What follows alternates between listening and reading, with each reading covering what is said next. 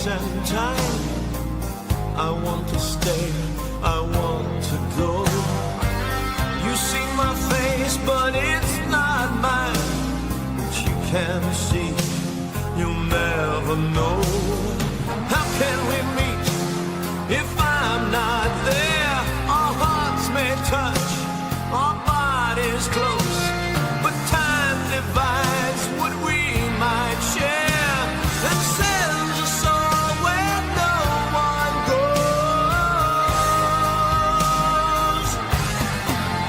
I'm just a traveler upon the sea of time, of life, of fate's wide wheel. Just a traveler in this mystery. For me, so that's real to me.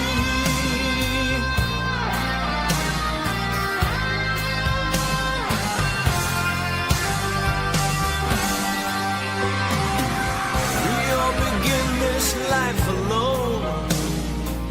We live, we love, all through the years. Yet deep inside we long for home, but it recedes, obscured by tears. I cry the time, it falls past me. The door of faith remains asleep, but in my soul this hope burns free. Oh, please let there be one finally. I'm just a traveler upon the sea of time, of life, of fate's wide wheel. Just a traveler in this mystery. For me, I am so that's real to me. For me, I am so that's real to me.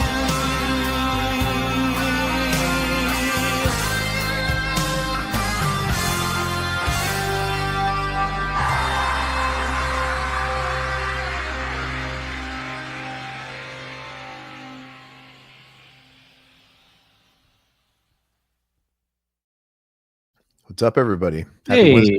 Hey, what's up? How's the week treating everybody? Is everybody surviving?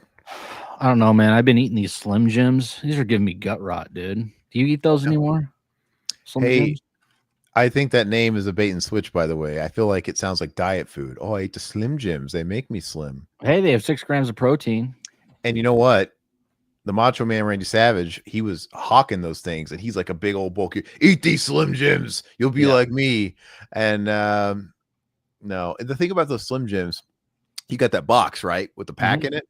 Let me see that box. Like a 10 pack. The small ones, yeah. Those are annoying because you can't just eat one. They're one bite, dude. They're tiny, and you have to.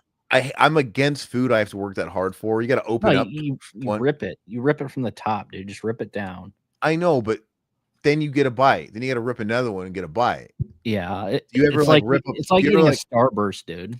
Is what it is. Yeah, and then I stack it. You remember me? I used to eat one Starburst. I used to open about 4 or 5 different Starbursts, and I'd stack them together like a little tower. Oh, yeah. And I'd make sure to have I'd make sure there was like a different flavor, and then I would crunch. It was very satisfying just biting down on that tower. Kind of like how Todd used to make fun of me because I used to dip like 5 fries in ketchup in school. I couldn't just do like the one fry. It's funny because now I can do that. Older, I don't know what it is. And you have the paper containers where you dump the ketchup in the ketchup. Like when one is running low, you're like, what are you doing? Just use the other ketchup. Just take one bite and dip and end it. No, but yeah, because it's like once it's like really one little paper cup of ketchup, when it's low, you can't really get enough ketchup anymore. It's no different than when you're making spaghetti or pasta and you have to put a little water in the ragu jar to get the red. My grandma did that. I do, but it's the same thing. Except I could put water in the ketchup cup, dude. I just don't want to waste it. No, it's funny because when I went down there, speaking of Slim Jims, your mom was always like, "Go to the store, buy me a pack of cigarettes and a Savage." Yeah, a Savage. She loves a Savage, like a giant Savage, dude. Yeah, those are awesome. Those are like $6 though, dude. They're expensive. They're like $3. Oh, it's gone up, man. Well, Inflation. this inflation is savage, guys. Hey, Yeah. guys, check out the swag. See Yes, that? it's very nice, man. Very Yeah, nice. that is not Kirkland. That is not a Kirkland brand T-shirt you're reading. No. That is Revival House. Yes. It looks like Kirkland though, doesn't it? I don't care. Shameless. I like it, man. We I love stole. I love Kirkland stuff. Me too. So, We stole the Kirkland colors. I think anything you do with white and red just looks like Kirkland. yeah. Especially like the block letters, dude. Hey, once I Look, get my job at Costco, dude, I can wear that shirt. my nips are getting hard, dude. What's that? You got a job at Costco? No, once I get my job at Costco. I'm just kidding, Hey, but hey, you know what? We're gonna get real here. We got to pre-banter a little bit. It takes time for people to get in here. Just to let everybody know. Here's what's on the agenda. We're going to be doing a watch along, a double dose. We're going to be doing an episode of Tales from the Crypt. We're going to be doing the episode Dig That Cat. He's real gone. And then we're also going to do an episode of Tales from the Darkside. It's called Mookie and Pookie. And in between or before, we're going to talk about a little bit of news. We want to check out and review the Predator Badlands trailer. We're going to check out this Hellraiser game, and they dropped a Red Band trailer. So that's what you guys are in for, but we're going to give it a second to kind of get going. What I wanted to say is I was telling Todd, if I could just pontificate and talk for a second and ramble, this is sort of behind the scenes curtain stuff. I was talking to Todd, we're having I think both of us are having an existential crisis right now. As far as like, we need a change in life, and we're both getting older. And I was telling Todd, like, God, I wish we lived in the same state, because I would totally invest. I would be all for investing in like a studio and being present and having like a studio, not like, you know what I mean? Like a studio set up and like camera and a 3-camera setup. I would love it. And it's like, dude, I live in Phoenix. I would totally exploit the con scene we have here, the couple of big cons that come out here, and I would do that. Alas, we can't, because we don't live in the same state, but I wish we could. Like, we have these big ambitions. We have these things that I said that like I was Cajun ambitions. That was weird. And I just wish we could, which, made me think, Todd, if you're on the job market now, there's no harm in looking for a job out here. You're not committing to anything, but wouldn't that be fun if you had an opportunity and you got to take it to the family? Like, hey, this just fell in my lap. It's making a lot more money out here. Huh? That would be nice. Absolutely. I love Arizona, and what does it hurt to like see what opportunities are out there? It's not committing to anything. Yeah. But I got to pull all my kids out of school. I got to find daycares. I got to find new schools. It's just like that's always part of the. I know I'm retiring in Arizona. That's for damn sure. But that's always part of it, though. And I tell you what, it's much easier to transplant kids than later. With it earlier than later. Well, I don't plan on transplanting them later. They can do their own thing once they hit 18. So, well, I meant like I know if my family had to move, well, we did have to move. It was a lot harder moving when I was in high school, if you remember. Oh yeah. Or even later than it is like as a kid. We moved around all the time when I was a kid, and it's just like, I don't know. You just adapt so different. Easy. Oh no, I did too. I moved around a lot, so I was all over the country. So I don't know. So I was just saying. I was thinking to myself, like, you know what? It doesn't mean you're doing anything, but like, it doesn't hurt to look. And if there was like a big opportunity, and you could be like, go to the wife and be like, hey, look, I got this recruiter. This came out. This is a big opportunity. Is it worth even flirting with? It's a good opportunity, and then see what happens. That's all I'm saying. It's just tough with her family here. It's all about that. But no, I know they can come down and visit. I know all that stuff. It's just, I understand. I have no ties here except my brother. That's it. So. All I'm saying is that's why you're not saying anything. You just see what the opportunities are, and then you present that option. Yeah. You're like, hey, look, and if the wife is like, no, not happening. Okay, that's fine. But you're like, hey, look, this is an option B. Yeah. I have this opportunity. These opportunities are drying up over here, and I could make X amount of dollars here. You never know. I'm just saying. I've been planting the seeds ever since I came down, and she is all about. But maybe if there was an opportunity that sweetened the pot, it might make people consider options. That's all I'm saying. Hey, you never know. You never know what's out there. I tell you what, though, we're like turning into the tech capital out here, dude. Everybody comes out here and builds. We have so much space. They build so much fucking tech shit out here, and headquarters, and of course chip factories and crap like that. But they're really exploiting all the open land in Arizona we have. I mean, for greater or not so great, you know. It's kind of a meme. Like, I got buddies that'll post pictures and of like, they'll go to like gorges and shit like that. I'm like, oh, this is so beautiful. It needs a Costco right there. They make jokes, you know. But anyway, I was just thinking about that. I'm like, man, you know, hey, maybe I'll take a look at it, see what kind of market they have for jobs and the housing market. I don't know what the housing market is like there, but it's crazy. I don't know what the housing market is compared to Nebraska. I do know we have cheaper property taxes. Absolutely. we're like ranked. Yeah. We're like ranked at the bottom of that. But anyway, so that's us digressing a minute. I think we got a room of folks here, so let's go ahead and kind of get started. So, how do you want to do it, Todd? Do you want to talk about? Do you want to do one? Do you want to do a couple of news bits? Yeah. Then we'll do Tales from the Dark Side. Do you want to break it up with like a trailer, and then you know what I mean? Or do you want to do both episodes back to back and get all the new shit? Let's do. It'll give people an opportunity to get in here. Yeah. We'll figure it out. So one thing I want to start with, guys, is I know we're not like a music related channel, but you know, I think we'd be remiss not to bring up Ozzy Osbourne passing. That was massive, dude. And I threw up a little short, and it was nothing that's like trying to get monetized. I didn't even like tag it or anything. I just have no outlet to talk about music, so I had to sort of like just give my 2 cents on it, and that's up there. But basically, my first love was always music and this sort of thing. And what I kind of summarized in that short is, I don't know if it's more about like someone like Ozzy Osbourne passing away, or if it's more about my own mortality. Yeah. But Ozzy Osbourne has been around my whole life, you know, and before, right? Like you're born, and I grew up in a house that was just filled with his music and stuff like that. And so he was a part of my dad's upbringing.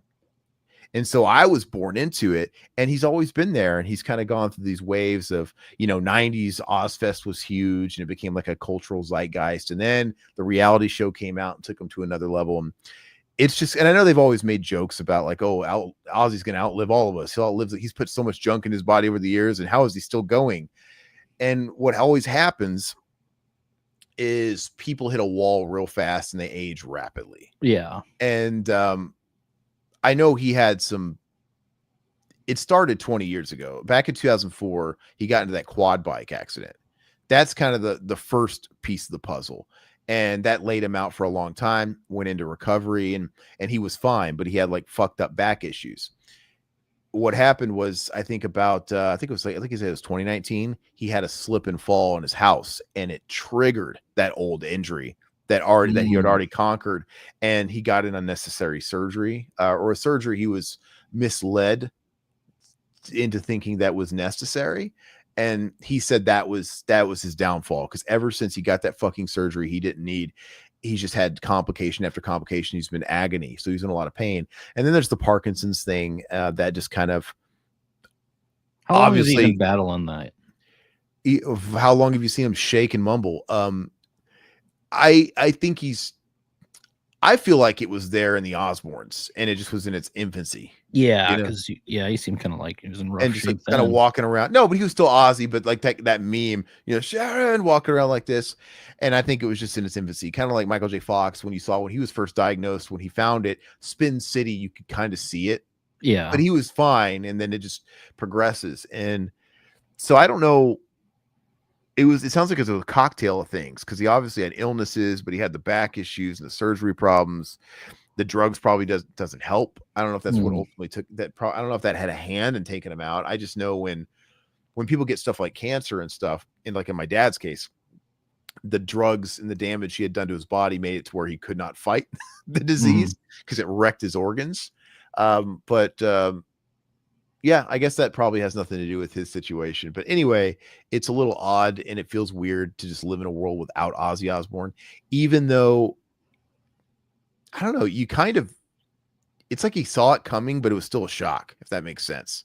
Yeah, because they were saying he was in really rough shape a few weeks ago before the show. And you have that big final concert, the Back to the Beginning, which I did do the pay-per-view for. I watched the whole thing. I took a whole Saturday and watched the whole thing, stayed up super late at night, and had a good time doing it.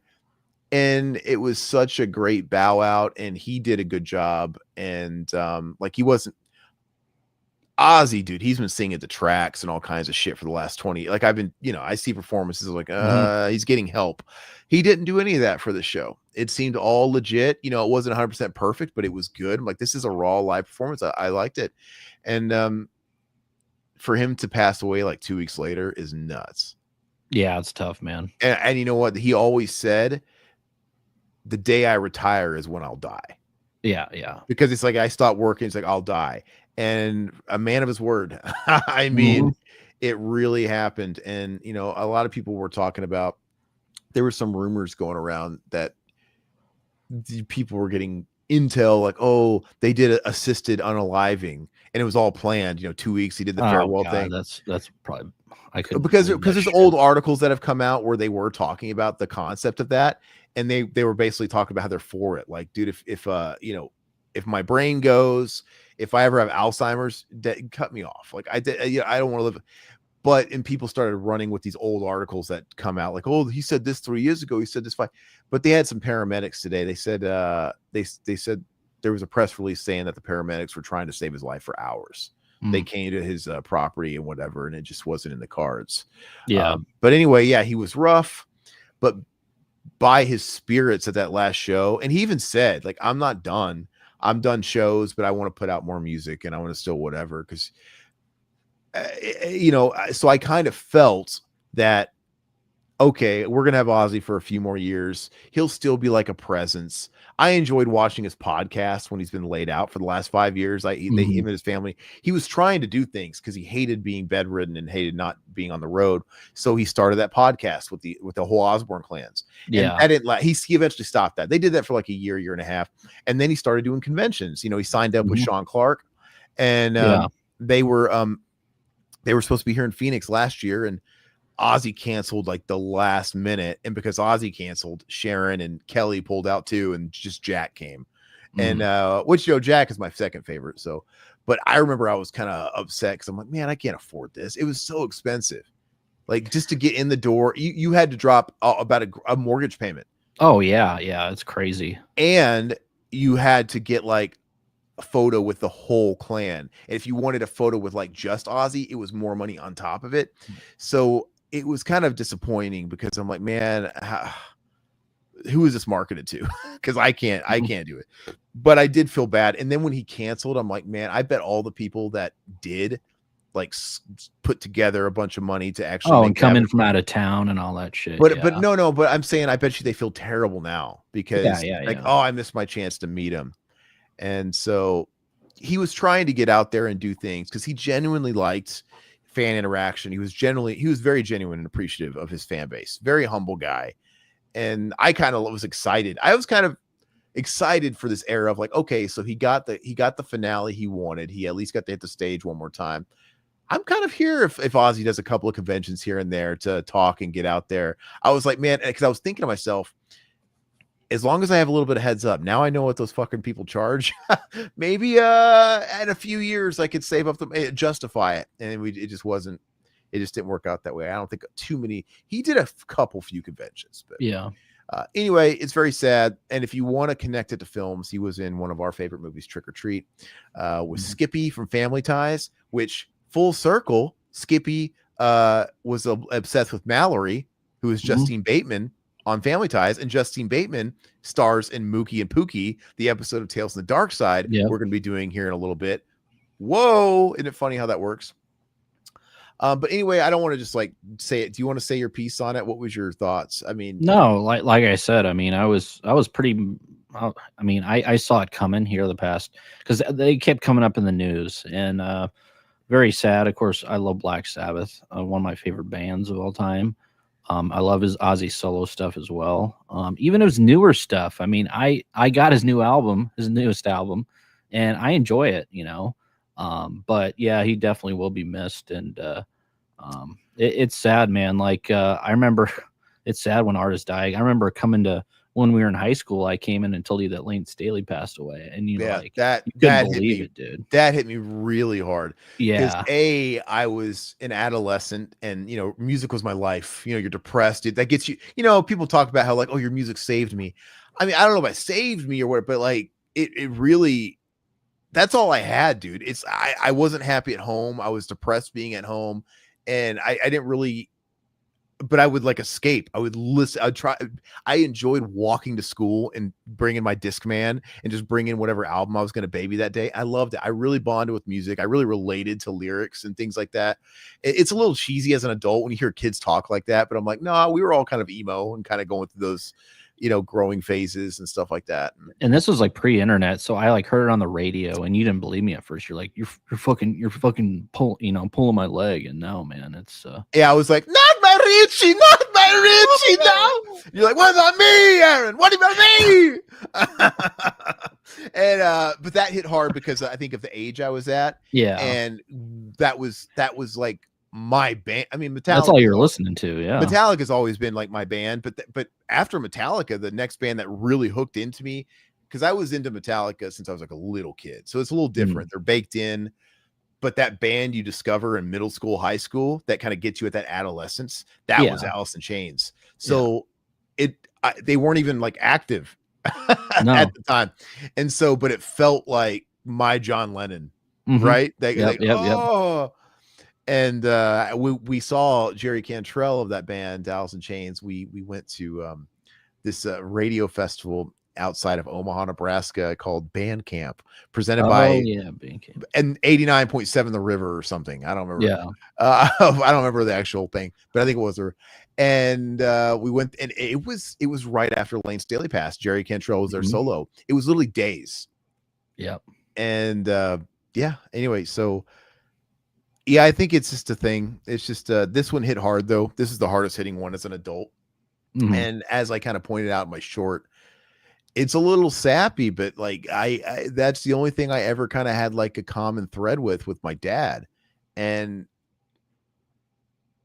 when someone like Ozzy dies, it just feels like that thread is fraying a little more. It's all starting to disappear. I feel like the picture of Marty McFly, his brothers and sisters, like my dad and all these people, is disappearing. Not that we didn't have a certain relationship. It doesn't mean we weren't best friends over it, but the fact that we were both into it, you know what I mean? Yeah. I mean, I felt the same way when George Romero died. I was because my mom died that same year, and then George Romero died like a couple months later. I'm like, this year fucking sucks, man. Yeah. So no, I totally get it. But I've been listening to the hell out of Black Sabbath and Ozzy the last 2 days, and I might have gotten a little verklempt driving around. I was driving around town running some errands yesterday, and I was listening to like "See You on the Other Side" and "Goodbye to Romance," and I'm like, and you kind of like get caught in your feelings a little bit, and you think about it's not just the Ozzy thing; it's what it leads to. You start thinking about all that stuff, you connect to it, and then mortality, and like, oh God, I'm getting older, and all that stuff. And yeah, I started having little moments, but there's this whole row up here from like that orange pumpkin onward is all Black Sabbath. It's all Sabbath, and I love it. Bootlegs, everything. I love Sabbath. But anyway, but yeah, Ozzy Osbourne, Trick or Treat. He's up there. I like to think he's jamming with Sammy Kerr on co-vocals and Randy Rhoads on guitar.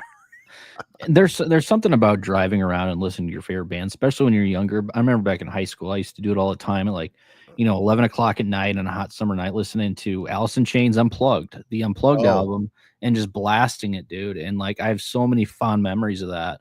Even just driving around by myself, just around town. It was great, man. Yeah, I love it. But I want to say hi to the people in the chat here because we haven't really done that. Mutineer, of course, one of our beautiful members. You guys can be members too.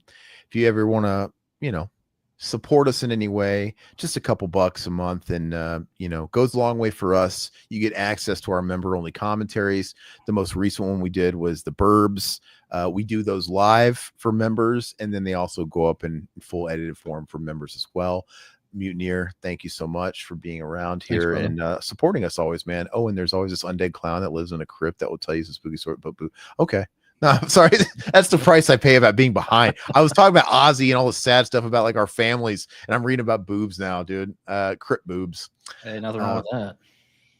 Yeah, no, Crypt boobs, dude. Hey, Ishmael, how you doing, brother? Hey, will there be Hellraiser talk? So we're gonna definitely talk in a second. We'll get into that actually next. Yeah, we'll let that be the segue. But I do want to say hi to Matt. How you doing, brother? And off and only 8 minutes late for the show. Well, you know what? We have sort of a soft intro. Like, we kind of give you time to get in the room, right? We do a little crowd work before we start the set, if you will. Ozzy Davis, Tom Rowan, how you doing, brother? Ozzy's not dead. He just went home to see Lemmy and Randy. Absolutely, dude. Hey, I got a question.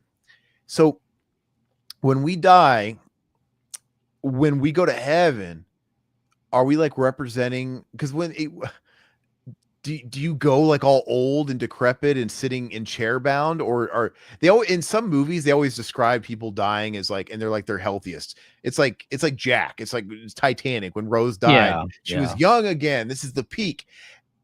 My question is Lemmy up there? Does he still have those fucking ugly warts even in heaven, dude? Or you think those are gone, dude? Like he's a even more perfect than he was. Angel touched his warts and they disappeared. And so let it be written. So I don't want to touch it. You think? I mean, Jesus has the healing touch. You think even he didn't want to touch it? He's like, oh man. Like, I love Lemmy, man. So it was probably the ball lightning. Matt, how you doing, brother? Prayers out to his surviving family. Truly a master. He was a giant, dude, and he is particularly big in this because he's the guy. Mm-hmm. We're talking about Black Sabbath, dude. They started if you listen to anything that's even remotely heavy or hard rock or whatever, it would not exist without Black Sabbath. It would not exist without Ozzy Osbourne. So the fact that the guy is gone, it's just, and he's been around for decades. He started in the 60s, right? They formed in that's 7 decades. So it really just feels like a real book closing. And I have to say, what a total mind blow that, not to be morbid, that he was the first to go, because Bill Ward had so many alcohol issues in the day. It's why he was in and out of Black Sabbath. And obviously he has health issues and he wasn't fit to take part in their reunion tour. Their and what do they call it? The beginning of the end tour. Whatever. The end. Which I saw him on that tour. And you could see where he was kind of rusty during the last show that they did. He was kind of the one lagging a little bit, but he hasn't played in 20 damn years. He hadn't played since I saw him last. Yeah, that's tough, man. And Tony, but it was still great. And Tony Iommi, he battled, I think was it lymphoma? He had some cancer. I don't remember.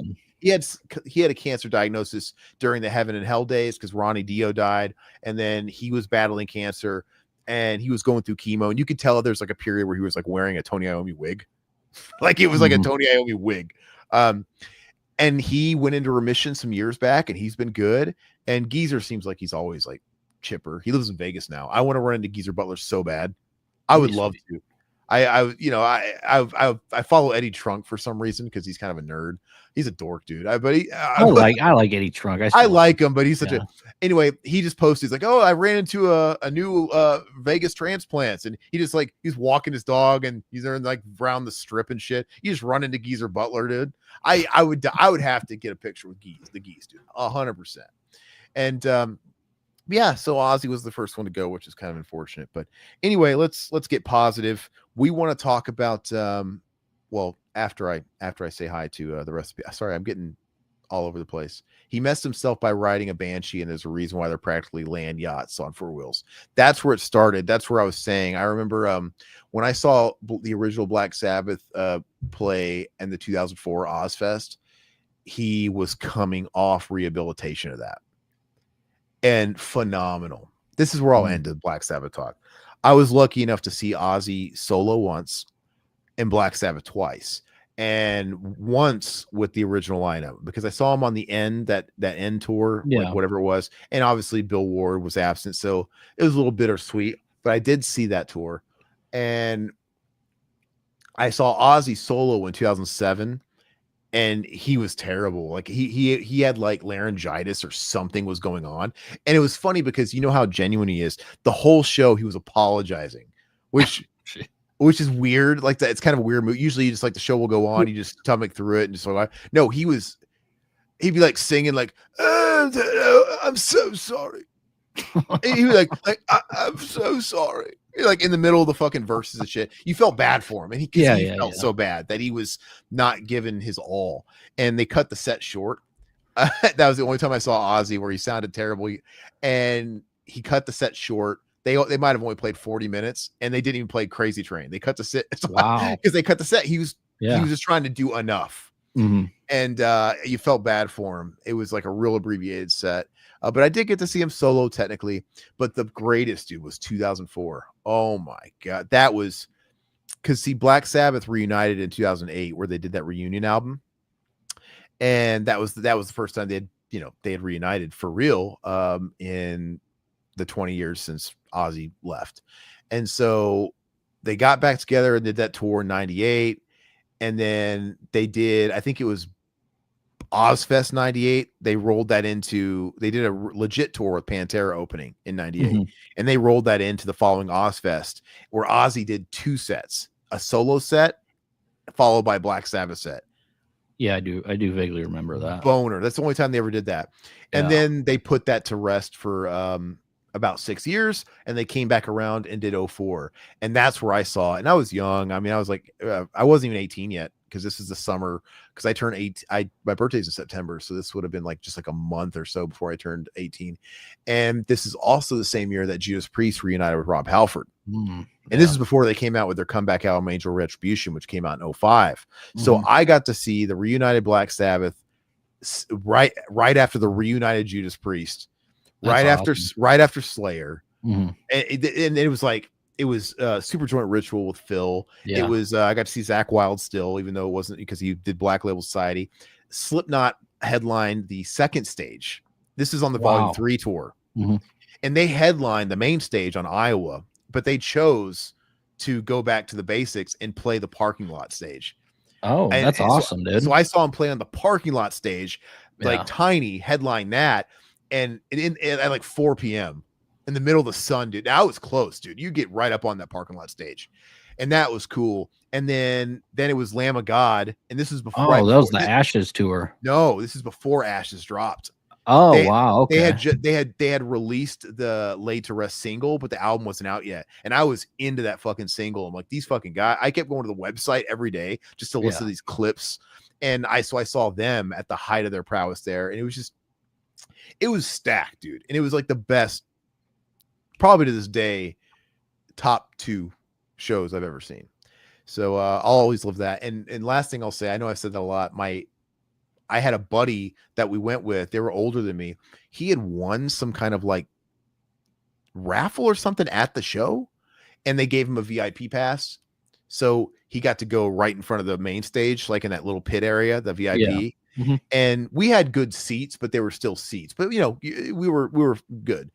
Anyway, he was cool, and he kept coming up every 2 songs and gave us the pass. And he's like, "Okay, you go enjoy it for 3 songs or whatever, and you come back and we puff give."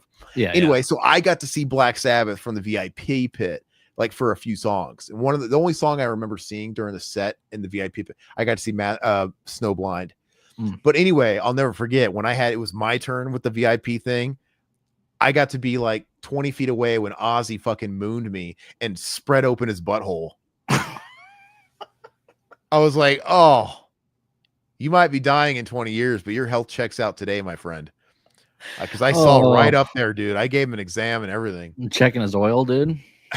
But great memories. Gory Tiger, what's up to the chat, brother? Whoa, you got a Crypt Keeper avatar, man. Heck so you're right up the valley. So we're going to get into the Crypt Keeper. We're going to get into the episode here in a few minutes. We're going to talk about the Hellraiser game first, and then we'll do that for you. But we're glad you're here, man. Hopefully you stick around. And let's see. Alpha, what's up, dude? Johnny Cash was the first one that I remember really hitting hard when I was younger. Yeah, Johnny Cash. He went the distance, and that guy had a life, man. And Mutineer, Warren Zevon, even though I knew it was coming, enjoy every sandwich. That's the Dave Letterman thing when he went on Dave Letterman after he had the terminal diagnosis. I love that song. Keep Me in Your Heart, the song he released posthumously. He knew he was dying and he recorded that album. And then of course he died. And then the album won, like, you know, that's a good song. Dreamer by Ozzy is going to hit way more profound now. Yeah, man. Anyway, Matt, Black Sabbath is the band credited with drop D tuning, if I remember correctly. Well, technically, they were in standard tuning just like every other band for the first 2 albums. You know, the self-titled and Paranoid are all just standard basic bitch E tuning. It was Master Reality that they started tuning to drop C sharp or D flat. And that's why Master Reality, to me, it's like the first stoner album. It's the first, it spawned stoner metal. It spawned sludge metal, doom metal. But you know, the song Black Sabbath is very doom, but it just wasn't drop, but it was still doom. So, but yeah, that's where it started. You know, so great shit. My mom, I saw him in Memphis when he got arrested. Nice. That's always good. Oh, did I skip a message, dude? I'm sorry. Silhouette, where you at? Keith. He's like, what the fuck? I did. I'm trying to get to the, sorry. Keith Richards will always outlive us all. And Mitch McConnell. That's what they said about Ozzy, dude. That's what they said about Ozzy. Like, he'll live forever. He's put so much shit in his body. Keith Richards is older. I think he's even older than Ozzy. I think they've crossed 80. They're in the 80s. If Keith Richards went tomorrow, he's had a good run. Yeah. So, but yeah, I mean, one day it'll happen. It'll come for us all. You know how it is. But all right. So, Todd wants to discuss the Hellraiser game. Are we going to watch the Red Band trailer that dropped for it? I'm going to get that pulled up. Yeah, let's watch it. Okay. I haven't seen much of it. I saw like clips, but this is crazy. Another thing we don't normally talk about on the channel, because, you know, we're movie centric, but Hellraiser is movie, right? So we thought it'd be fun to. This just came out of left field. I didn't even know about this until. Did you send me this trailer? I didn't even know this game was going to come out. I don't know, but here we go. Hellraiser Revival. I mean, they're stealing our name. Oh, so son of a bitches. Yeah. I don't want to pull up IGN's video because fuck them. I want to find a good video. Yeah. Okay, let's do Saber Interactive. Is that who's putting it out? Probably. Okay, so I'm gonna get this pulled up. Yeah. Todd, so have you seen any of this while I'm getting that pulled? Have you seen anything about it or heard anything about it? I haven't really heard anything about it. What did I read? A little bit. We were talking about, since you don't like first person, that there could be a chance there could be a third person setting in there, but that's not confirmed or anything like that. Yeah, it's a super bummer because look, they announced that it was going to be single player, which I thought was amazing because they keep making all these horror games multiplayer only, and it's just going to be a campaign. Yeah, right. They just never last. And and I'm always a guy that likes to play by myself. I like to enjoy a story, a campaign. I'm okay with online and co-op, but it needs to be like in addition to for me. And so when they said this was going to be narrative, I'm like, hell yes. But then it was first person. I'm like, fuck. And I know a lot of people love that. It's like immersive for horror, but I just can't play first person. I'm one of these people that gets real bad motion sickness with it. And I can't. So hopefully there is some sort of option to play third person, but see, and I don't mind first person, just though I don't like Resident Evil first person. That's pretty much it. Anyway, so we're going to go ahead and check this out. It's only about a minute and a half. They were calling it a Red Band trailer, so I don't really know what's Red Band about it. Can you hear it? You guys let me know. Let's see. Yeah, I can hear it. Yeah. Here, pause it and go to theater mode. I'll go to theater mode. Yeah. There you go. Okay, cool. All right, so let's go ahead and start it again, but you guys can't hear sound. All right. Saber Interactive. What did they do? No idea. I was actually shocked at how cool this looks. Oh, it looks awesome, dude. I don't know if it's like the greatest graphics in the world, but it captures the tone. Are you sure you can hear it? Because I can't hear it. Yeah. Oh, it's because I have the tab muted. That's my bad. Damn. Now that's Hellraiser, dude. Yeah, yeah. Let me unmute the site so I can listen to it. A desirous gaping heart. Gaping heart. Dude. So the bootleg Pinhead voice is pretty good. Yeah. I don't mind it at all. Let's see.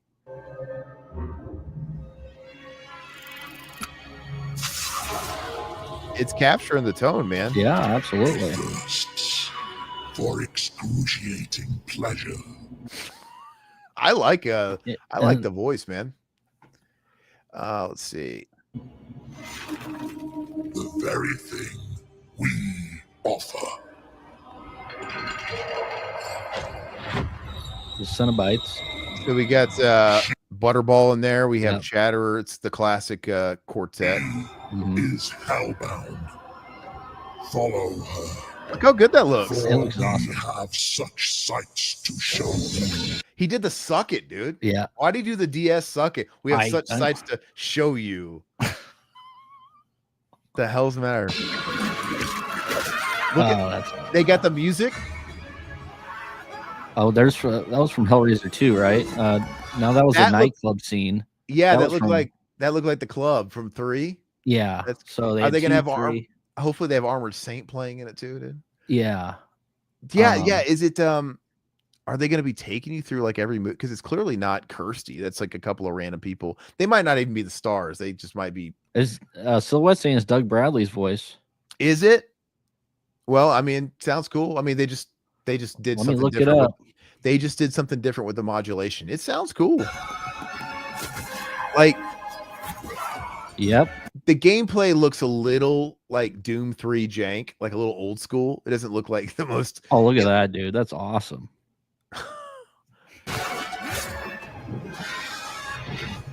I can.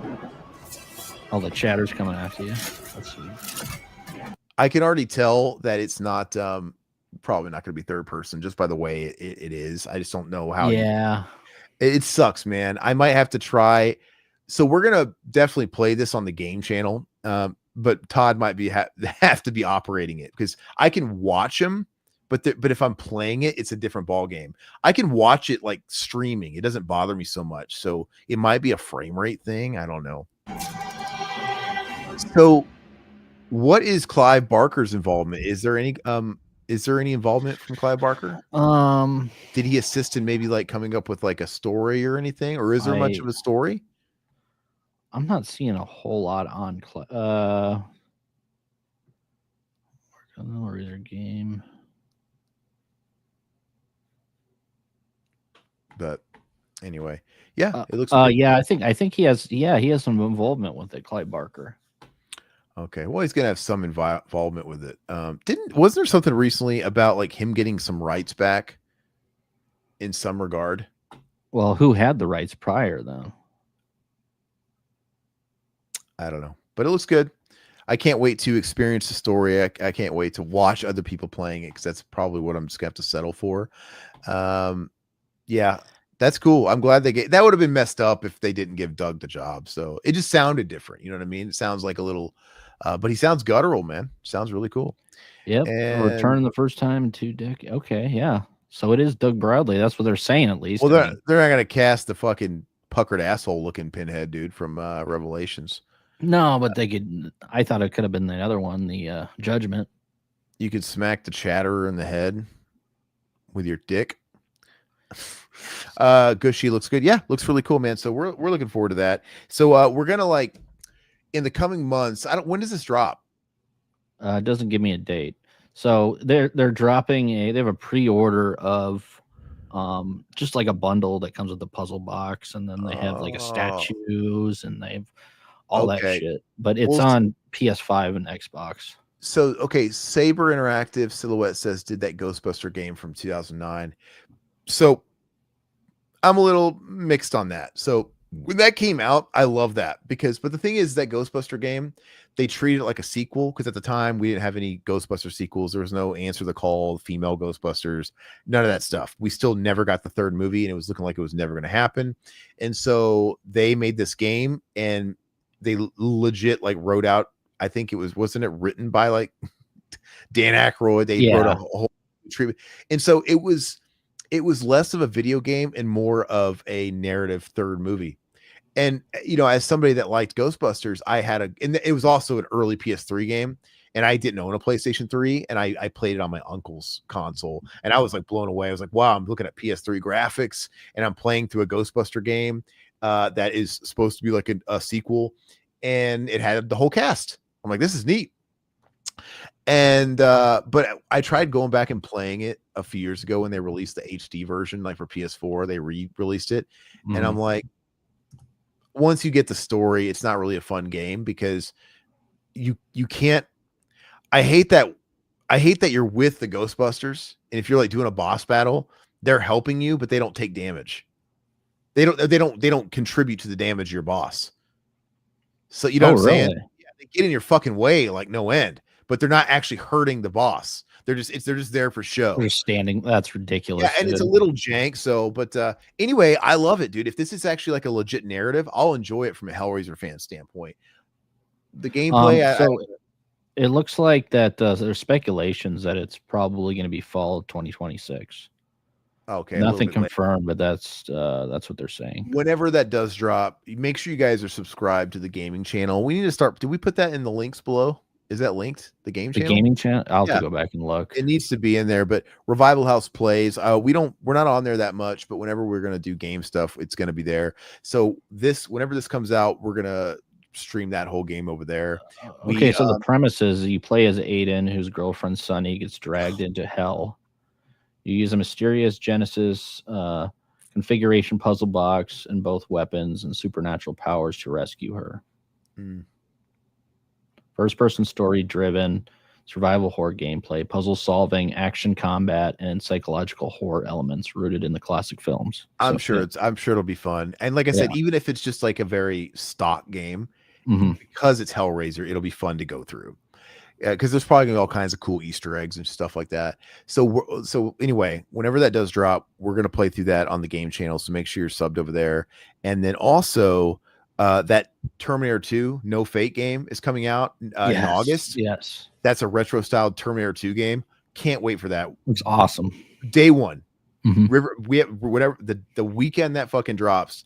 We're going to be streaming that game over on the game channel. Cannot wait. Do they have Eddie Furlong in that? A pixelated Eddie. Oh yeah, like everybody I see. Oh nice. Okay. So that's going to be that, and also that Mortal Kombat collection's coming out by the same people. Digital Eclipse. When does that drop? They haven't given us a date yet, but it's coming out this. I think it's going to come out soon, and I think it's making a couple appearances, like one in Vegas, and in a couple of weeks, it's at a couple of these festivals or these game conventions. So it's going to be on display to play. I bet you they're going to announce. I bet you it's going to come out in the next couple months. Well, that'd be but anyway, awesome. So we're definitely going to play that crap too. October 2025 speculation. Okay, I'm gonna get Mac on that bad bitch too. But so check out that channel to be on alert for whenever we do that stuff over there. It'd be much appreciated. And all right. So let's go ahead and start the actual show. So I think we're gonna watch the trailer for Predator Badlands, but we're gonna do that in between the shows. We're gonna start with Tales from the Crypt. So Todd put the links to either stream or download the videos in the description. It's on archive.org. So we're it's a reputable site. It's not like some but you can always just stream it too. You don't have to download if you don't want to. But we're gonna do Dig the Cat. He's Real Gone. This is season 1. Which episode of season 1 is this? This is episode 3, 4, 3. Okay. All right. So whenever you guys got it pulled up, we'll give you 2 seconds. Todd, are you ready to go with it? I'm ready. All right, so let me just get the film pulled up. I watched both of these, the Tales from the Darkside episode and this last night in prep. And so I'm really good today too. All right. Yo, Silhouette, thank you so much. Subscribed again. Silhouette knows what's up, dude. Thank you, man. 6 months. Real OG right there. Top G. You I don't know. I feel like once you cross 6 months, you should get a hand job from Todd or something. Hey, if you want a special sticker or whatever, just tell me. Just send it to me, and I'll put it in the thing. I thought you were going to go. Speaking of that, I think we can do. Let me go to. Oh, I think you're going to sleep, dude. Yeah, if you got to head out, Silhouette, man. Thanks for chilling with us. Okay, what now? I want to see if I can do something. You can here. I can add. Oh, I have to be a member to. So you can add. We have special emojis in there. So I have a shirtless Scott Bakula. I have a bunch of different funny ones, dude. So yeah, Well, if you can always throw those in the chat too. Oh, they have access to those? Yeah. Yeah, man. Well, try them out. Somebody try it. Silhouette, next time I know you're out of here, but Mutineer, somebody wants you to throw us up a naked Scott Bakula. We gotta do a cool super chat video like Alpha has, dude. I was jealous of that. Oh man, he's got it going on. We gotta have like a prompt for every time we get one of those messages. Anyway, let's go ahead and Silhouette did this, but no Scott showed up. Yeah, why aren't they Oh, they're showing up. They're showing up on YouTube. Yeah, it's not showing up on StreamYard. Okay, yeah, pull it on YouTube. It's funny. It's Tom Savini. They have him. They have Fred Durst. Right. They have Eddie with the teeth. Yeah, that's funny. No teeth, lack thereof. All right, so we're gonna go and get going, guys. We're gonna get started in 3, 2, 1, play. All right, it had been a while since I seen this episode, but I had a good time with it. Yeah, I see. I don't remember this episode. Directed by Richard Donner, which is interesting. I mean, not really. He was a producer of the show regularly. I know, but I don't know. It had Richard Donner. It had. I mean, it had what's his name? Robert Wool. Well, Richard Donner's not in the episode, but Robert Wool. It's got Joe Ponciano, the guy from The Matrix, and it's got Donkey Lips. Michael Ray Bowers. Michael Bauer is the biggest celebrity in this episode. He shows up as a fat kid that comes to the carnival to try and kill Joe Ponciano. But basically, that's kind of the rub of the episode. It's it's this guy with 9 lives, and I'm a sucker for anything at like a freak show carnival. Oh, I am too, man. It's it's such a great vibe. But yeah, this is the first time I saw this episode, so I was pleasantly surprised. Oh shit, why am I hearing? You probably have the YouTube link up or something because you're looking at Scott. But yeah, it does this thing where our main character, they do this a lot, but where he's kind of narrating it's first person. It'll show Joe Ponciano here in the coffin, and he's doing that whole thing. Let me tell you how it all started. And it's like it serves as the wraparound. They do that all the time. They did that with William Sadler in the first episode, the man who would what is it? The man who would cheat death, or I don't remember what it's called. But yeah, see, Richard Donner is always a producer with Joel Silver or whatever. And this, I mean, it starts out with Ulrich, who is a bum. And then you have Dr.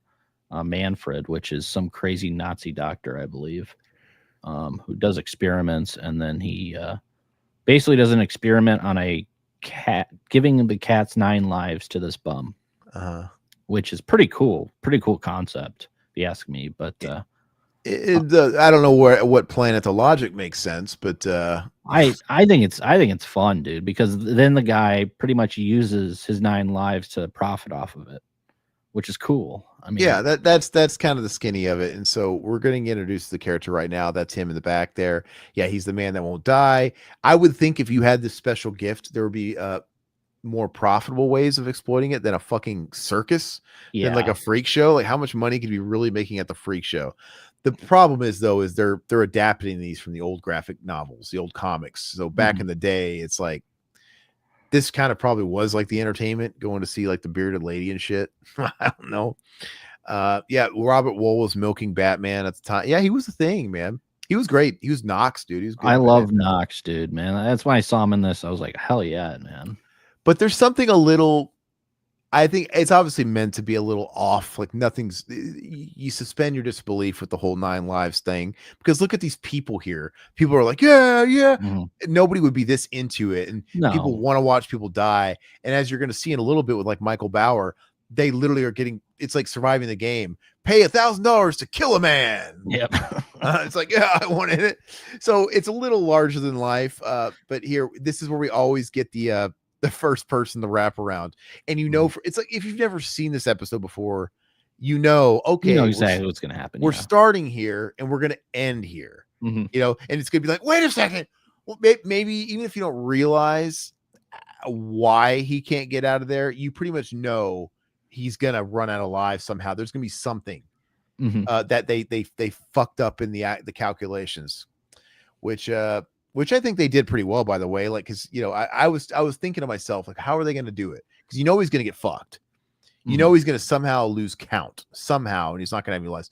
But I couldn't figure out. I was trying to figure out along the way, but they do a good job of faking you out early on, because you know the whole cat being dead and that being the first life that was part of the operation. That happens early enough to where you forget it, and you're focused on all the other stuff. So the storytelling is really good. But yeah, he's a bum, I guess. I just thought he was an alcoholic, but I guess he's a bum. Nah, he's a bum. And a little fun fact is Richard Donner did a cameo. He's one of the audience members cheering. Oh, Rick. Yeah. Okay, I'll have to. Did we already miss him? Was he in that first scene? He could be in the last scene too. I don't know. Because it's bookended. It's bookended. I'll have to look. Yeah, I didn't notice. This guy kind of looks like RoboCop a little bit. He does, man. Yeah. You know, why can't I spit out his name? What's RoboCop's name? I can't spit it out. I got old man brain. Todd's got to look it up too. I was trying to I could look it up. I'm just trying not to. Peter Weller. I got it. It's Weller. Yeah. I beat you, old man. But yeah, he's giving me Weller energy, serious Weller energy. But yeah, anyway, so I guess when you're a bum and you're a drunk and all this stuff, you'll go along with this cockamamie scheme. It's like, hey, I'll pay you money to basically let me operate on you, dig in your brain, and I've got this theory where I can transfer lives into you, which makes no sense. And you know, he should have seen coming too that he was gonna have to test his theory, dude, and shoot him, dude. So they're saying that this was actually considered to be the pilot of the series, depending on what part of the United States it was first shown. So, oh wow, yeah, really? Which is interesting. Yeah, part of the United States. Yeah, that's what it's saying. So, like the East Coast got a different first episode than the West Coast. Yeah, I mean that's what the trivia is. That's weird. I mean, I know it's HBO. It's not primetime broadcast. There's not, but still, it's interesting. I didn't know that. Let's see. Okay, so he already woke up, right? Did he already do the surgery? Okay. Yeah, he done let him drill. He looks like Corbin Burson right there. Yeah. That's pretty cool. Luger did. And he looks like a total fucking sadistic asshole. Yeah. Yeah. Anyway, he's gonna wake up and it worked. And they're gonna go on a money venture. I still don't understand that. Like, I was trying to think of other ways you could make money. Like, if you had this gift, hey, I got 9 lives, I could die. Well, how would you monetize that? I can't think of a way, but there's got to be a way where that's worth something to somebody. How would you monetize being able to die multiple times? I mean, he's only got 8, so I mean, you'd have to make a shit ton of money every time. Well, that's the twist. 8. He thinks he's got 9. Well, he thinks he's got 8 now because he killed him once, but he's really at 7 because the cat also was 1 because they were transferring him to him. But yeah, how could you monetize this besides going to a freak show? I mean, circus freak shows aren't really even a thing anymore. No, not really. So this aired in June 14th, 1989, based on Haunt of Fear number 21 of the EC Comics. Yeah, do you guys like Todd's juke away from my question? Well, how do you think you would monetize this? If you had that power, what would you do to monetize it and make money? I would do like an Evel Knievel stunts, and I would like show it, all over the world, and I would just. Okay, that's actually probably smarter than this because this is actually guaranteeing you're going to die. That's your gimmick. I get killed. But if you were Evel Knievel, it means you can be extra daring and maybe not die every time. But if you do run that risk of getting hurt, you're backed up for 8 or 9 times. I jump out of an airplane and be like, "Hey, watch me survive. Not having a parachute." Well, that's you killing yourself. But that's you. I like the Evel Knievel idea where you can be extra careless and you can afford to get in an accident a few times and come back from it. Yeah, you could probably be the most daring stuntman of all time. Or the most daring magician of all time, dude. Yeah. Like if you're David Blaine, you actually can't get out of the water before you get unchained, dude. Like, yeah, you know. Well, he already did that. Yeah. It's kind of like the magician in Lord of Illusions, dude. All right, so Darth Gorokorn, welcome to the chat, bro. He says 9 lives means you can set up 9 bank accounts and invest and leave it to people, aka the credentials and the accounts and assets. So it's 9 lives, but it's still the same life though. Like he just doesn't die. It's almost like, I don't know. What do you think of the plot point of every time he dies, it takes longer for him to resurrect? That's cool. I like that. I think this death is kind of weak. I mean, okay, he's just gonna drown. It's like, well, they have to run them through the gamut. They do every single like Mortal Kombat fatality. They got to kill him every way. We got to drown him. We got to arrow him. We got to electrocute him. We got to hang him. One thing I don't understand about the hanging death, which you'll see, is he wakes up and he's still around the noose. Well, his neck's still disconnected. Doesn't he just like die again? Like if you got your fucking, that's what happened. Yeah. Broke his neck and then well, I don't even know if it broke. But I'm saying, like, he came back to life, but he was still being hung from the noose when he was alive. You'd think if you woke up and your fucking spine was still disconnected, you would just die again. Yeah. You know what I mean?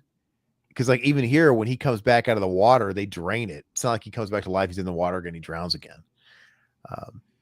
Okay. Some viewers criticized the repetitive stunt sequences and the episode's over the top humor. Nothing. It's more creepy than scary, and occasionally develops into silly jokes. So the reception, people really didn't like it. I mean, that's crazy. It's got a real voyeuristic directing style to it. Like look how you're following Robert Wool when he's like hosting this and barking and stuff. It's cool. It's like a lot of close-up shots too. I mean, it's pretty neat. It makes us feel like we're part of the show. Yeah, definitely definitely like a Carney folks. There's this whore here that's gonna gold dig his ass. It sucks, man, because he starts feeling like a hot shot. This is his first event he's doing for Robert Wool, and this is kind of letting us know, kind of foreshadowing that it's going to take him longer to recover each time, because he's used to, the only thing he's done so far is get shot in the head, and he came right back. And now it's like, oh, he's not coming back, but he just takes a minute. But yeah, she does what women do, man. She uses him for that money. So the theme of this episode is greed and exploitation. Yeah, I guess. Greed and exploitation, and greed. Because I mean, he's like always, he's gonna kill the doctor. You're gonna see. He's like, I could have more money for myself. He's doing this all, killing himself for profit. Yeah. Yeah, I guess so. There's probably something even deeper to it. That why do you think they put in donkey lips? What's the subtext there? That's a good question. Donkey Lips wasn't Donkey Lips yet. Obviously, he was his pre-Salute Your Shorts, but I love seeing him on screen. He's just we should have got him on this episode, and he could have did the commentary with us. Yeah, we could have, but he wouldn't have shut the fuck up. You know, he just would have fucking blabbed and blabbed. There's only room for one blabber here, dude. Yeah, that's true. He just would have shut the fuck up. He would have started talking about his micro penis and started lamenting his time in the industry. And I would have been like, hey, Michael, how did it feel to peak at fucking 10 or however old you were? 9. That's brutal. That's harsh, dude. I mean, it's his fault, dude. You know? Anyway. I love this camera, 2 times speed, everything. Yeah, it's really trippy. It's a little surreal. And just how everybody's acting is surreal. Like you said, the close-ups on Robert Wool, especially. Everything about it makes it feel like I'm watching. Mustache, by the way. It doesn't matter. Everything, you let it go because everything's a little silly. It gives me it reminds me of a music park. Mm-hmm. You know, George Romero, that kind of vibe where up in your face and voyeuristic, and we're kind of following him, and everything's a little like, see here, they hang him and he comes back alive, but why wouldn't he just die? You can't just come back alive with your fucking neck snapped, dude. I know. But anyway, so this is actually slightly before Batman. What year was it, Todd, again? 89. Oh, 89. So it came out June before 10th, Batman. 89. Yeah. Okay. So, well, Batman released a month or two later. So he had done Batman. He was probably in the marketing for Batman, but yeah, we hadn't really seen Batman at the time. You know, I eat light. So yeah, anyway, he's getting a big head now, man. He's a superstar. He's a few deaths deep. He's now shacking up with the bearded lady or whoever she is. Like, what is her thing in the circus? I don't know. But look, it just gets You right. told me you love me. You call me your little kumquat. There's knocking boots right away. Isn't that funny? He closed the door and all of a sudden the trailer started shaking. He didn't have time to take his pants off, dude. And so this is where he gets the idea, not Peter Weller. He realizes, wait a second, I'm valuable here. I have multiple lives. I could make more money without giving you your fucking, because the doctor's taking 60% for research. 60%.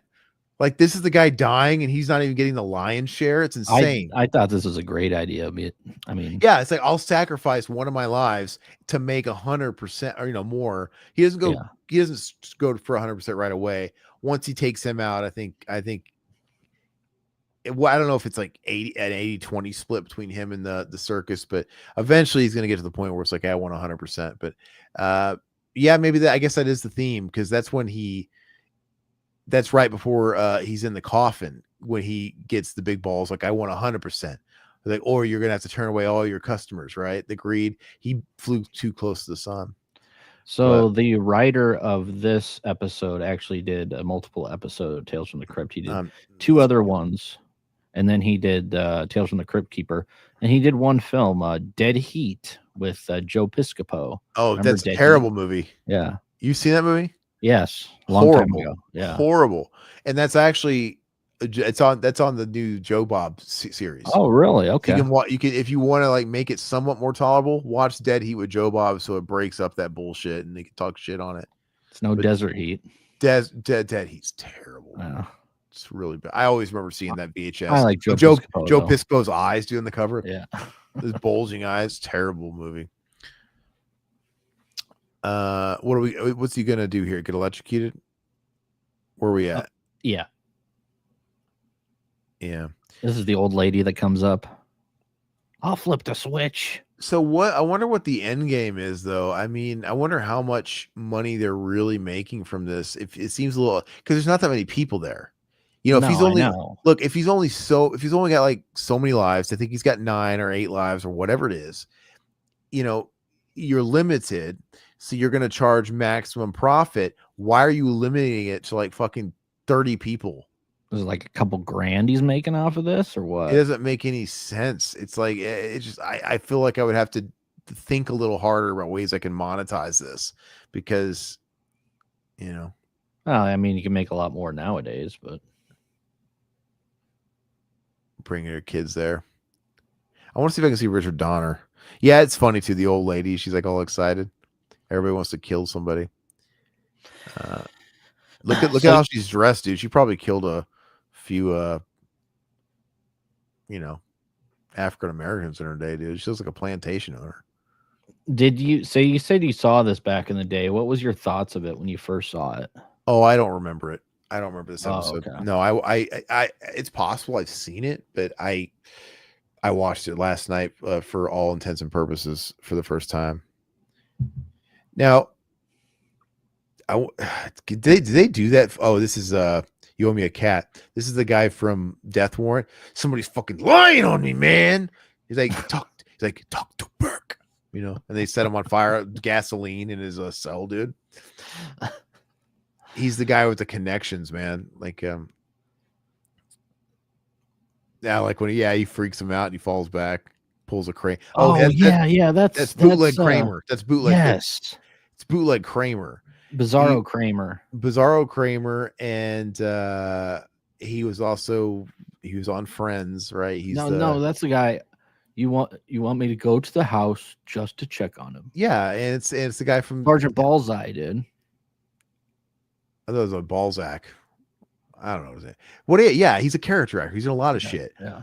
But yeah, you go over to his house just to check on him. He has a donut on the phone, dude, when he's talking. Anyway, but yeah, I know. I always quote him from Death Warrant. I love that. Somebody's lying on me, man. Okay, so this is kind of the highlight kill when they're involving people for the I mean, I know they involved the old lady. She actually pulled the switch on electrocuting him. But they're at least getting smarter now, because it's like, oh, we're at least going to make a little bit more money, because not the likelihood that someone's going to get him on the first go is not as great. Whereas if you let Granny pull the fucking lever, he's dead. So and he's clearly charging people $1,000 a pop. This is $1,000 1989 money. So it's not chump change, but it does beg the question how much. It's still not enough money. I just don't think it's enough. And it only takes a few people, surprisingly. They're going to have this Nerdlinger fail, this Rick Moranis bootleg knockoff. And then they have the Donkey Lifts is going to Donkey Lifts and his dad. What does he say? He's like you can become an NRA member or something like that. Yeah. It's like, if you can kill a rabbit, you can kill a human. And then he misses and he hits the cardboard thing in the dick. He's like, you meant. He's like, I didn't mean to, Dad. I didn't mean to, Dad. It's funny though. Hey, his Robert Wolf's mustache changed, dude. It's so it just changes all the time. I love it. I think it looks great that it's fake, because it just makes him look like a snake oil swindler, dude. Yeah. Okay, here he is, dude. This is the man, Michael Bauer. They're dressed like twins, which is ridiculous. Same hats. I don't want to. He doesn't want to, because he'd rather be fucking eating some cotton candy right now, that fat piece of shit. It's okay, because he's not a kid now. He's an adult. I love his face, dude, when he's smiling. Yeah, kill dude. Rats and kill people.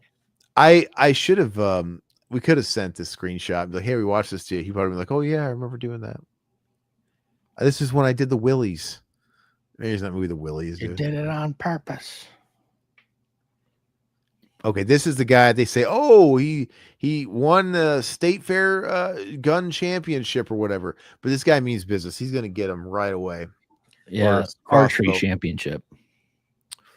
Yeah, he's gonna get him. And I like when he's like, what did I win? And they just give him the arrow, and he's like, yeah.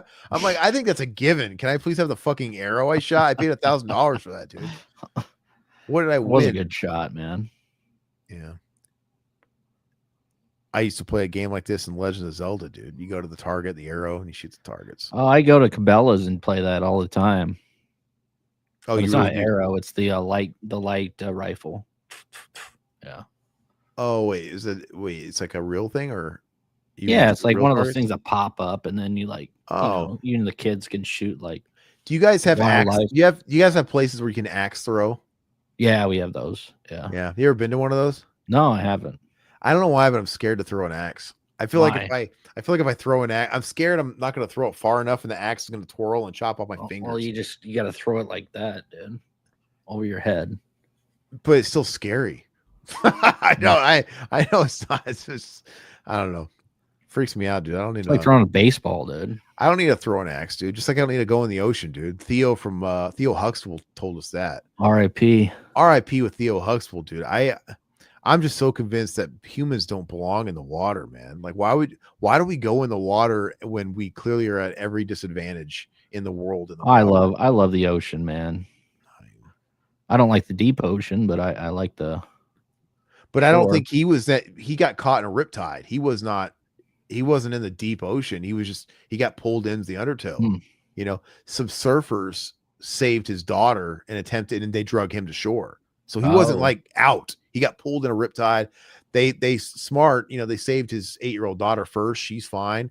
They tried doing CPR on him for 45 minutes and they couldn't get him. But good on those surfers, man. And I'm sure if like Theo's looking down on heaven, he's probably like, thank you for saving my daughter first. Oh, absolutely. Yeah. But I wouldn't want to live with that. Yeah. Oh, she's gonna backstab him, literally. Yeah. He stabs him like 1,000,000 times. Which what a moron, dude. So he's like he's a bum, so he doesn't have a bank account. She's gonna take off with all this money. It must be enough to kill somebody. What is she stabbing him with? Like a red straight? Oh, it's a comb. That was a comb. She grabbed the wrong thing. Oh yeah. So does he actually die? Because it just looks like he's wincing. Yeah, he does. Because I think it punctured his lungs or something. I don't know. Mutineer, that's what I was saying the whole time. It's like if I was really stupid enough, I could admit, I'm probably not going to go through 9, but yeah, dude, save save a few, because you can imagine. I think the biggest fear for a lot of people is if you live to be a certain age, you're going to get an ailment. You're going to get cancer. You're going to get some kind of disease. Can you imagine getting one of those things and then having a life? And it's like, oh, and then you wouldn't even bother going through chemo and all the torture. You'd be like, you know what? Let's get rid of this. And you get to start over. Like, okay, assuming that if you start your life over, you're rid of the disease. I mean, that's the logic here, because he got his fucking neck snapped and he woke up and his neck wasn't snapped. What if you sever a body part, like a head? He severed his spine from his neck, and I don't know. Yeah, I mean, I don't think grow back. It's like Homer Simpson. Will they grow back? Have your kids gotten that far in The Simpsons where he gets caught in 2 vending machines? Oh, we're still in season 2 or whatever. So there's an episode where he's trying to dig his hand up a vending machine to get something, and he gets caught in 2 because he's trying, and they're stuck, and they have to call the paramedics, and they've tried everything, and they got a saw. They're like, "Oh, sorry, Homer, you're gonna have to lose the arms," because he's stuck. He's like, "They'll grow back, right?" They're like, "Yes," and he's about to start sawing, and then somebody goes, "Wait a second, Homer, have you tried letting go of the can?" And then he's like, he cuts away. They go, yeah, but I would 100% save a handful of those things, dude, because I would want to beat all the shit that comes at us when we get older, man. So go ahead. Alpha's with me. Yeah, the ocean's terrifying. It's coming full circle here. Oh yeah, this is where he realizes, wait a second, the cat. Yeah. 8 lives. Yeah, he started with 8, or he started with 7. Yeah. Anyway, you all saw this coming. You knew somehow, some way he was going to miscount, and because they do this all the time, they do this trophy thing, and we'll see it a lot throughout the series. But it's cool. I mean, this is how the comic books were. So, yeah. So the ocean's terrifying. I think the same people that hang out in the ocean, it's great. If that's what you love it, it's just the people that love thrills. It's the same people that jump out of airplanes. But we are not the top of the food chain in the ocean. Yeah. Like, we're in their territory. You can't outswim a shark. You can't, like I said, the riptides and the stuff. I don't know. Getting lost at sea is scary. Oh God, you're in a ship in the middle of the ocean, dude. Ships go down. Yeah. It's just you're at such a crazy advantage, man. I have no desire. I like the beach. I go to the beach and stuff like that, but I am not going too far out in the water. No, I'm not either. I just don't. But it doesn't take as far as you think to get swept away. And it sucks you in. Yep. So. No, yeah, that was a good episode, man. I really enjoyed this one. It was fun. I like this is also the Crypt Keeper that comes up a lot when you Google Crypt Keeper. It's this one, this like classic cowl he's wearing and stuff. And in this first season, he I don't think he quite honed John Cassier. He didn't quite hone the voice yet. It was different it's different in the beginning. He talks like this. He's talking very slow, very evil and dark, incredible. He'll do the laugh and stuff, but after season 1, he's going to start getting really animated, really punny, and it's great. Yeah, man. Release the Kraken. Hey, what's up, Night 90, Robert? Hey, Robert. I forgot. And we did it for you. You suggested it, Robert. Hey, you always catch the replay, man. Well, we're doing. You didn't miss Tales from the Darkside. Yeah. That's what you really wanted, right? So we're going to do Tales from the Darkside next. I actually say we just knock out Tales next. Okay. I'm feeling it. Yeah. And the Gravedigger was in Batman Returns. Yeah, well, and the fat guy, yeah, he was the strong man in Batman Returns. Hit me. And he puts the explosive on him, and then Batman straight up murders him by throwing he like puts the explosives on the strong man and then punches him and knocks him in a cellar and he blows up, dude. I love that. Comes back to Batman Returns. It does, and I think it's because Alpha's in the chat. Yeah, but Batman straight up murders people and it's awesome. I love it. Okay. Yeah, so great episode. We are going to continue to knock out slowly but surely the entire series of Tales from the Crypt. We're technically deeper into Tales from the Darkside because this is only the 3rd episode we've done of Tales from the Crypt. But we got what would you give this? Yeah, I I think Tales from the Crypt is incredibly consistent. I would say in terms of how I view the series, I would say it's 7. I What give would it you? I give it a 6. Yeah, yeah. It's good. I It's mean, like, good. It's good. there's no like real bad episodes of this show. It's totally solid. But anyway, if you guys are catching this in the after experience, what do you call it? The Whatever. replay. The replay, or if you're watching the video that I'm also gonna edit for this, we do have episode 1 and 2 out, which I don't think this is as strong as the first 2 episodes. No. It's a little below that. And you got Larry Drake as the creepy Santa in episode 2. Forget about it, dude. That's a top episode. But anyway, yep, that's it, guys. And then now stick around for Tales from the Dark Side. Okay, hold on. Let me do a proper outro for this, guys, because I'm going to make a video for this. But I just had an old man moment. I feel like I just lost my fucking brain. Anyway, whatever. We're going to fucking roll into it. Robert, I don't know if you're how long you've been here, but the videos are in the description for you to either stream the episodes with us or download it. So maybe take a second and do that. Yeah, they're on archive, so it's just links to archive. Yeah. All right. Well, I'm gonna get that one pulled up. And fun fact, Todd didn't like this episode. Yeah, or say 10 when you need him. He's probably taking the day off because Ozzy died. He's probably taking extra hard. Yeah. You know what I mean? But anyway, let's see here.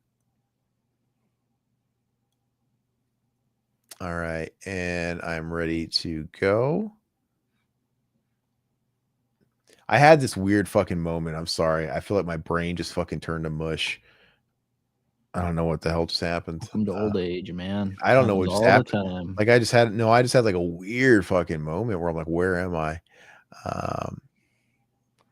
Need some 5-hour energy. No. Well, I don't eat. I'm still fasting 23 hours. Oh, that's why. I'm 6 or 7 weeks deep into that. And it's going pretty good. It's going pretty easy, but yeah, I need to I'm eating right after this. Okay. Why can't you open the file? You can't open the file? It's not letting me open the file. I guess I'll watch the stream. Yeah, it's not letting me. All right, that's fine. Come on, Mookie and Pookie. All right, so you guys ready? Yep. All right, guys, we're back. We are going to continue our conquering of the Tales from the Dark Side series. We are on episode, is this 4 or 5, Todd? 5. Mookie and Pookie, guest starring Justine Bateman from Family Ties. That's such a dated actress and a dated reference, and I don't think Family Ties is even on syndication much anymore. But you kids out there are gonna love it. It was a big thing when I was a kid still, and it was on the air. I never liked it. I thought it was a shitty show, but it's also has Tippy Hedren in it too. Yep, Tippy Hedren. Family Ties gave us the wonderful Skippy, who played Ragman in Trick or Treat. So that I'll always be eternally grateful for. And I guess Michael J. Fox and all that shit, whatever. But anyway, we're gonna watch this episode. We're gonna go in. Well, if you guys are watching this afterwards, the video is in the description for you guys all to follow along. It's on archive.org. So go ahead and get that pulled up. We're gonna go in 3, 2, 1, play. Of course, the classic intro. I love this, man. Never gets tiring. Sometimes it's the best part of the show. That's true. And it's probably the best part of this episode, if you ask me. So Todd doesn't like this episode, and I had fun with it because I'm kind of a sucker for anything overtly 80s when it comes to tech and computers. And I told Todd I kept waiting for fucking Kevin, the robot from Saved by the Bell, to pop into Mallory's fucking room at any time. The way they talk about computer, like they're playing Scrabble at the start of it. They're like, glitch, that's not a real word. Computer language, what is this? I'm like, glitch? I'm like, is that technically a computer term? I guess this maybe is 1984 this was released. I know, but I'm saying it's wild to think about this is how computers were seen. Yeah. And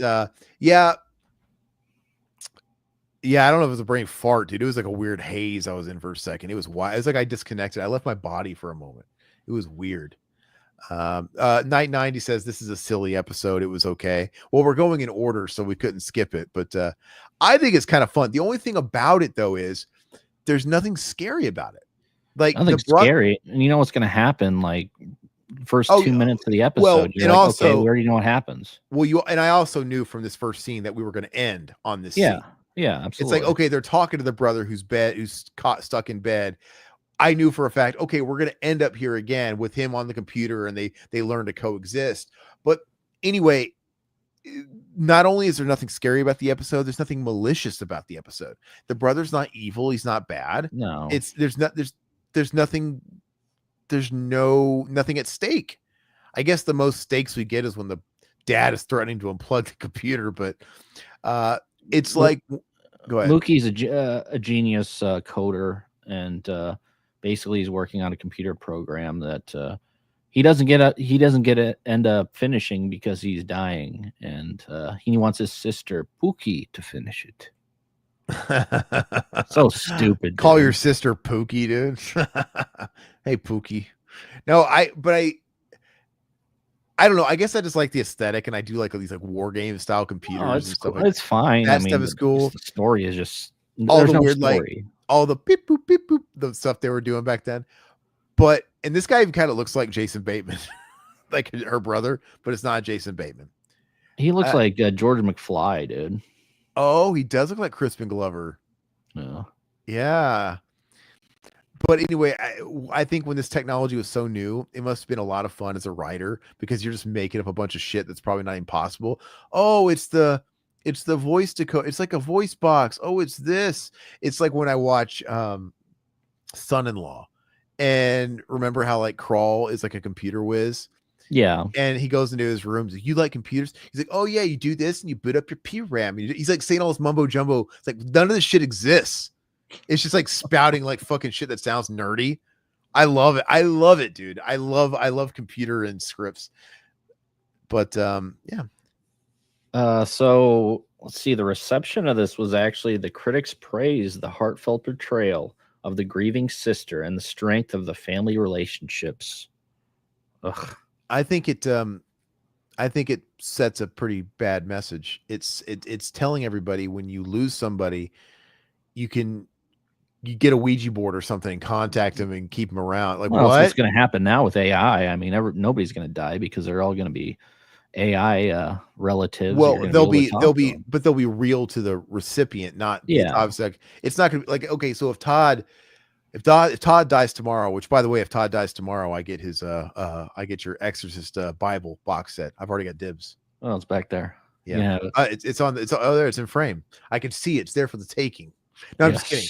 But if Todd were not here tomorrow, yeah, I could have like a virtual Todd, but it's not really Todd. It's somebody that's kind of pleasing me because, you'll be pleasing me. All right. I'm going to code you to say some dirty shit.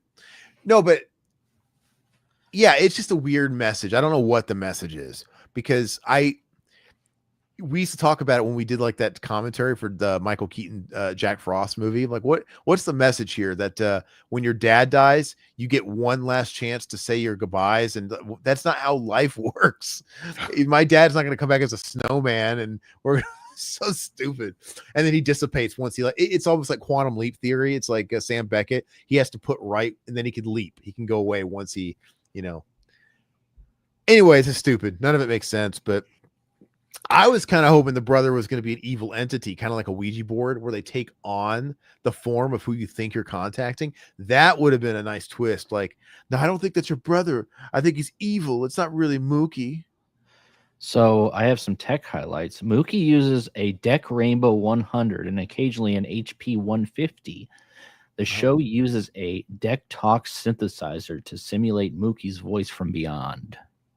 So I thought that was just probably the actor talking, and then like that's actually like a thing they were doing.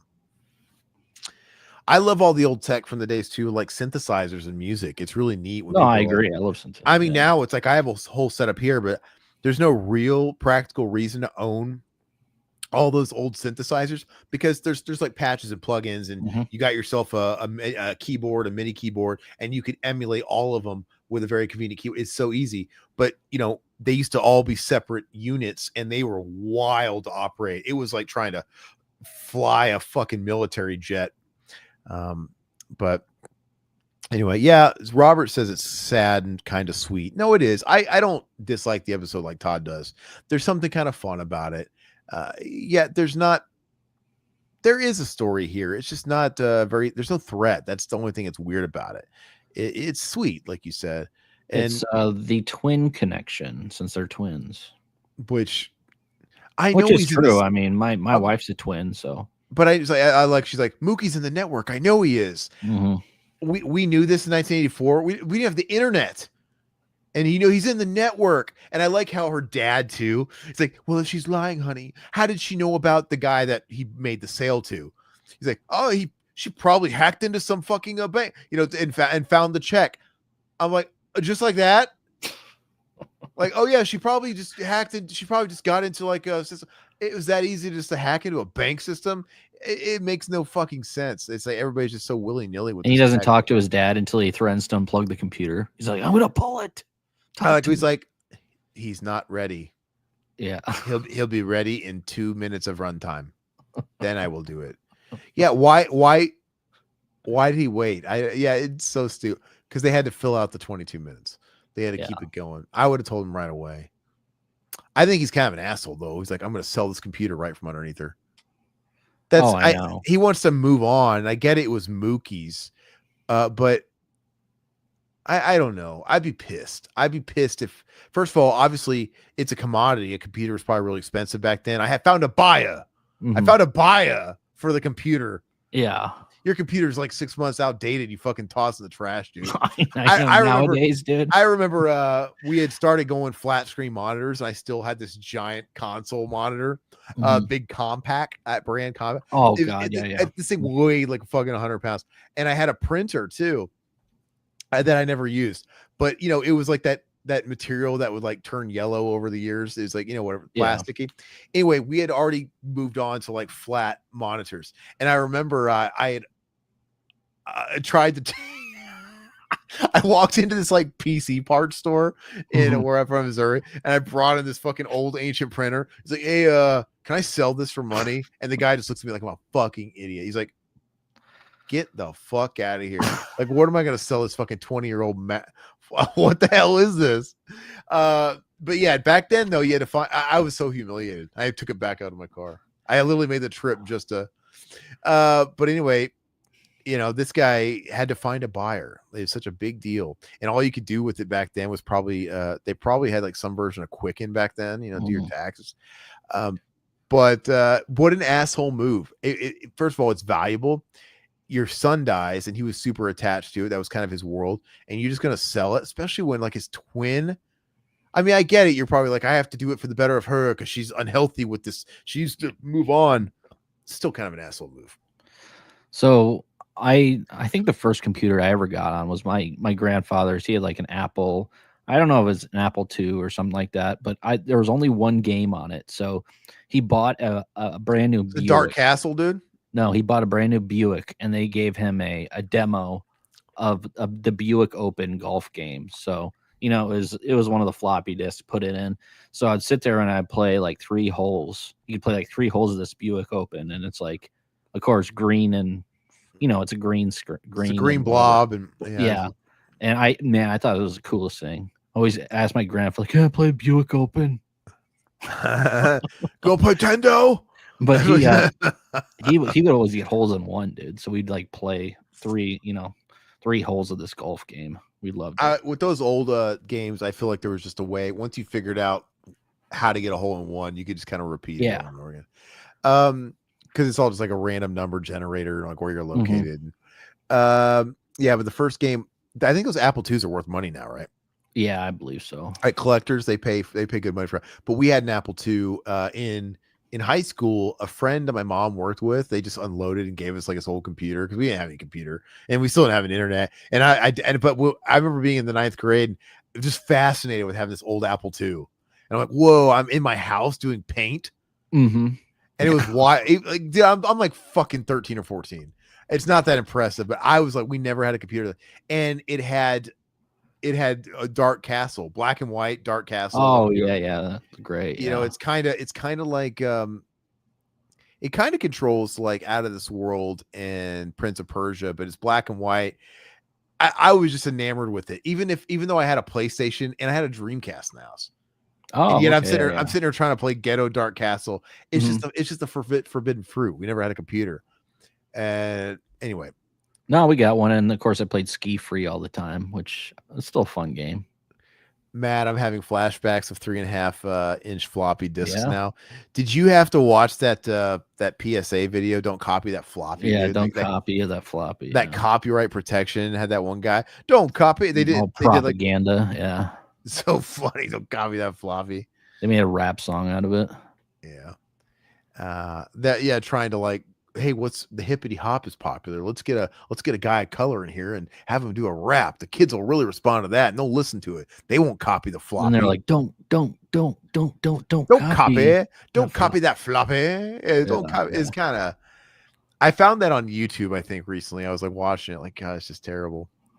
Matt remembers it. I don't, dude. When we watched that "Don't Copy That Floppy" video, I was like a sophomore. I was in middle school. We watched that in middle school. Dude. You're right. I'm getting it. It was central. So yeah, maybe 8th grade. But were we still in the floppy disk era? I guess they did. They still had floppy drives. Yeah. We had disks, but they still had floppies. Anyway, so the dad's. I like when the dad comes in here and he's just like, "Hey, I got great news." Like, "Oh, you decided not to sell the computer? Oh no, not that. But I got this." And it's a letter he wrote from Mookie to her.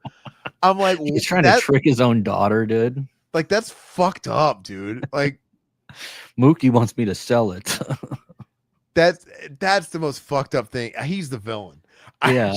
First of all, the fact that you were trying to pass that off on your daughter tells us that you think she'll fall for it, which then tells us that you think she's sick in the head. So you're an asshole for exploiting her. And also, just like fucking with her trauma, dude. I don't know. You're making me like this episode more now. I mean, now that you're talking me through it, dude. The whole thing looks like a giant 80s PSA or something. It looks that there's a cheapness to the show that the sets. I was waiting for Kevin Screech's robot to come in. Hi, Kevin. Like, hi, Mookie.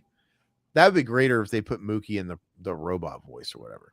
But I like how she knows what's up. I mean, Mookie was into it and he left her instructions and she's just, I don't know. She's clicking with it, man. As much as I would want my dead brother's twin back, I'm not technologically inclined, dude. That fucker would be lost in the dark web, dude. I never find him. Wouldn't be playing Scrabble with you, huh? All I know is this guy, Scrabble, dude. I play Scrabble, dude. When I go back into my grandparents' house, we play Scrabble all the time, and we get in those debates. Like, that's not a word. I'm like, it's a word. It's like, it wasn't from my childhood. I'm like, it's in the dictionary now. They've updated the dictionary. It's funny though, like they still sell dictionaries, dude. Dude, my grandpa pulls out his dictionary, and it's like from 1960. Oh, okay. It's this big old fucking Webster, and it's literally the one they've had since my mom was born, and that's the dictionary he's going off of. I'm like, you know how many words they've added since this? And do they still have phone books? I remember getting a phone book every year, dude. Well, they still have a house phone. They don't use cell, so they probably do use a phone book. Well, I tell you what, if I still had a phone book, I'd never buy toilet paper because that's what I used to wipe my ass with. Dude, so fun detour here. Yeah, Night 90, Robert, the 80s dark web. Well, it wasn't around. Any kind of dark web was just like a floppy disk with some questionable material on it. No. So yeah. Anyway, yeah. If we did still got phone books, I would just wipe my ass with it. I'd never have to buy toilet paper again. So when we were growing up, when we ran out of toilet paper, we'd literally be like, get the phone book, because the phone book had really soft paper. And it felt less abrasive on your asshole than loose leaf paper, where you can get a paper cut. It crumpled easy. You could even, I wouldn't recommend it, but we may or may not have flushed it a time or two. But you shouldn't do that. Oh, we used to use it for rolling papers occasionally back in high school if we didn't have any, Yeah, that would work. Yeah. But I'm telling you, there was a point we were so poor, / my parents were so cheap, / my dad spent all the money on drugs that there was one day where we just didn't have toilet paper anymore, and we just kept using the fucking yellow pages and the white pages. Oh man, which was more comfortable, the yellow pages or the white pages? I thought there was the same consistency, right? I don't think they were any thicker, but I remember when the new edition came on the front porch. Like, hell yeah, we keep that. It's like all it did was enable my dad not to stock toilet paper. Did you leave it on the stall or in the toilet in the bathroom? Right above like the skim mag, dude. Right above the skim mag. It's like on the back tank. My dad's in the toilet, like, hey, why are the fucking phone book pages stuck together? Oh. What the fuck is going on here? That's the wrong thing. J.C. Penney's catalog that probably was. But no, literally, it became a thing where my dad would be like, phone book. Oh my god, dude! You might be a redneck. You should leave the phone book in your mom's bathroom, dude. Like, oh, I'm getting you back now. Oh my gosh, dude! Terrible memories, man. Matt's like, what the fuck? There's no way I'm the only person that's ever used phone book to wipe their ass. Well, maybe not that. I never did that. No. But I bet you were the first people to accept it as the new form of toilet currency. like, you know what? This is gonna save us that $1, that 99 cents. I mean, like, just buy. I bet your plumbing was all screwed up, man. Well, like I said, you shouldn't be flushing it. We would throw it away and put a bag and outside. But I wonder if the garbage man. What if we had those garbage men like Eastside Morales on La Bamba that dug through the trash? Hey, it's Woody Woodpecker, and he finds our trash bag. That's shit on fucking phone book, man. SA. What's going on? Like lots of it. No. Shit draw. It's like shit. Yeah, this butt splatter. It's like, but it's just. And I tell you what, though, the ink will smear. Oh, jeez, dude. You put it on a hot ass. Oh man.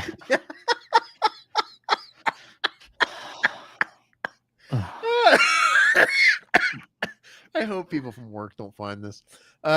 Anyway, can you imagine I come into the office next day and there's like a whole bunch of phone books stacked on my desk? Oh, all right. Remember like Lethal Weapon 2 when they all saw the condom commercial? Yeah. And he came to work and they had all these rubbers all over his desk, dude. Like, Aaron, where are you going? I'm going to the bathroom. They handed the phone book.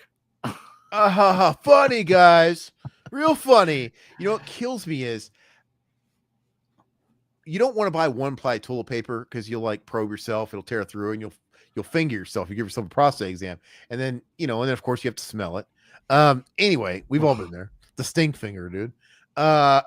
You want to see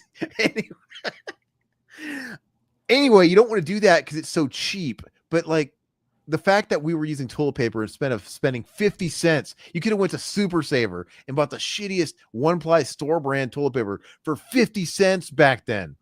And we weren't doing that. Oh, I have to buy the 1-ply for one of my toilets, dude, because it's just so messed up, dude. I gotta buy the Scots, which the Scots isn't bad, even though it's so thin. I guess why buy the cow when you're getting the fucking phone book for free? I don't understand. But the trauma doesn't end there. Anyway, yeah, and it's so funny we didn't think about that. I did that all the time. Never. Just hop in the shower. I don't know. I maybe that was established. Well, you had young kids. Why didn't you use a baby wipe? I don't think they use baby wipes. Your parents?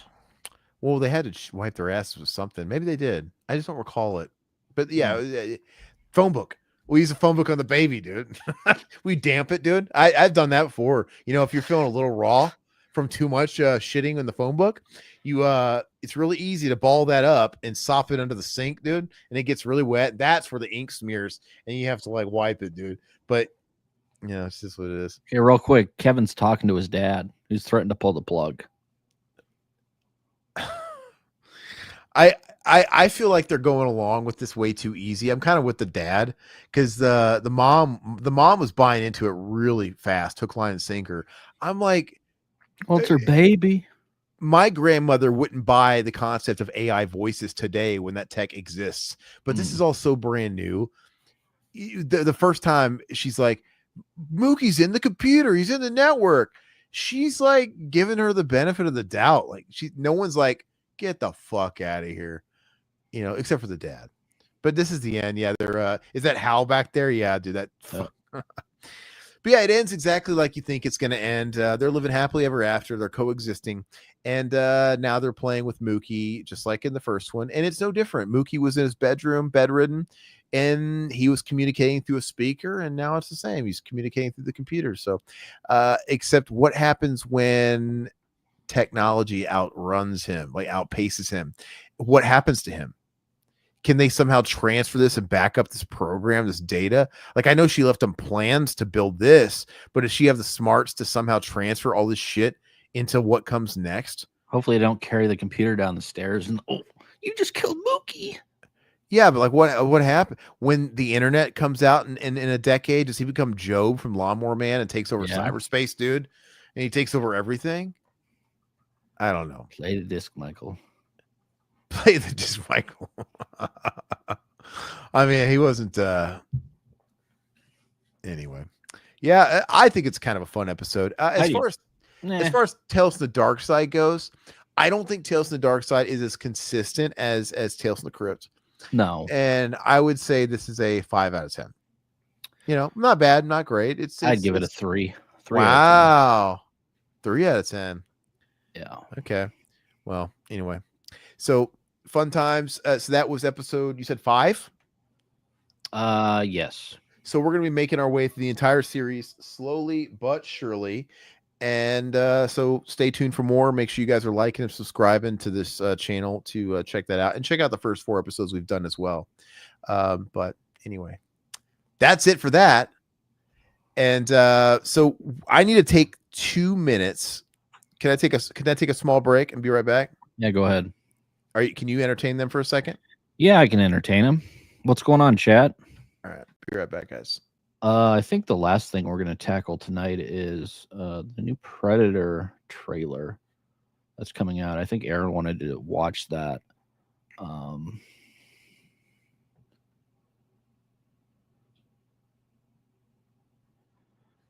Definitely like Tales better than Darkside. Yeah. I mean, Tales just had a bigger budget than Darkside. A lot more well-known actors in Tales from the Crypt, but and that was aired on HBO, so a little bit more of a budget, a little bit more gore and stuff like that. But there's something about the charm of the low budget, how low budget Tales from the Darkside is, that I really appreciate, and I think it's more spooky.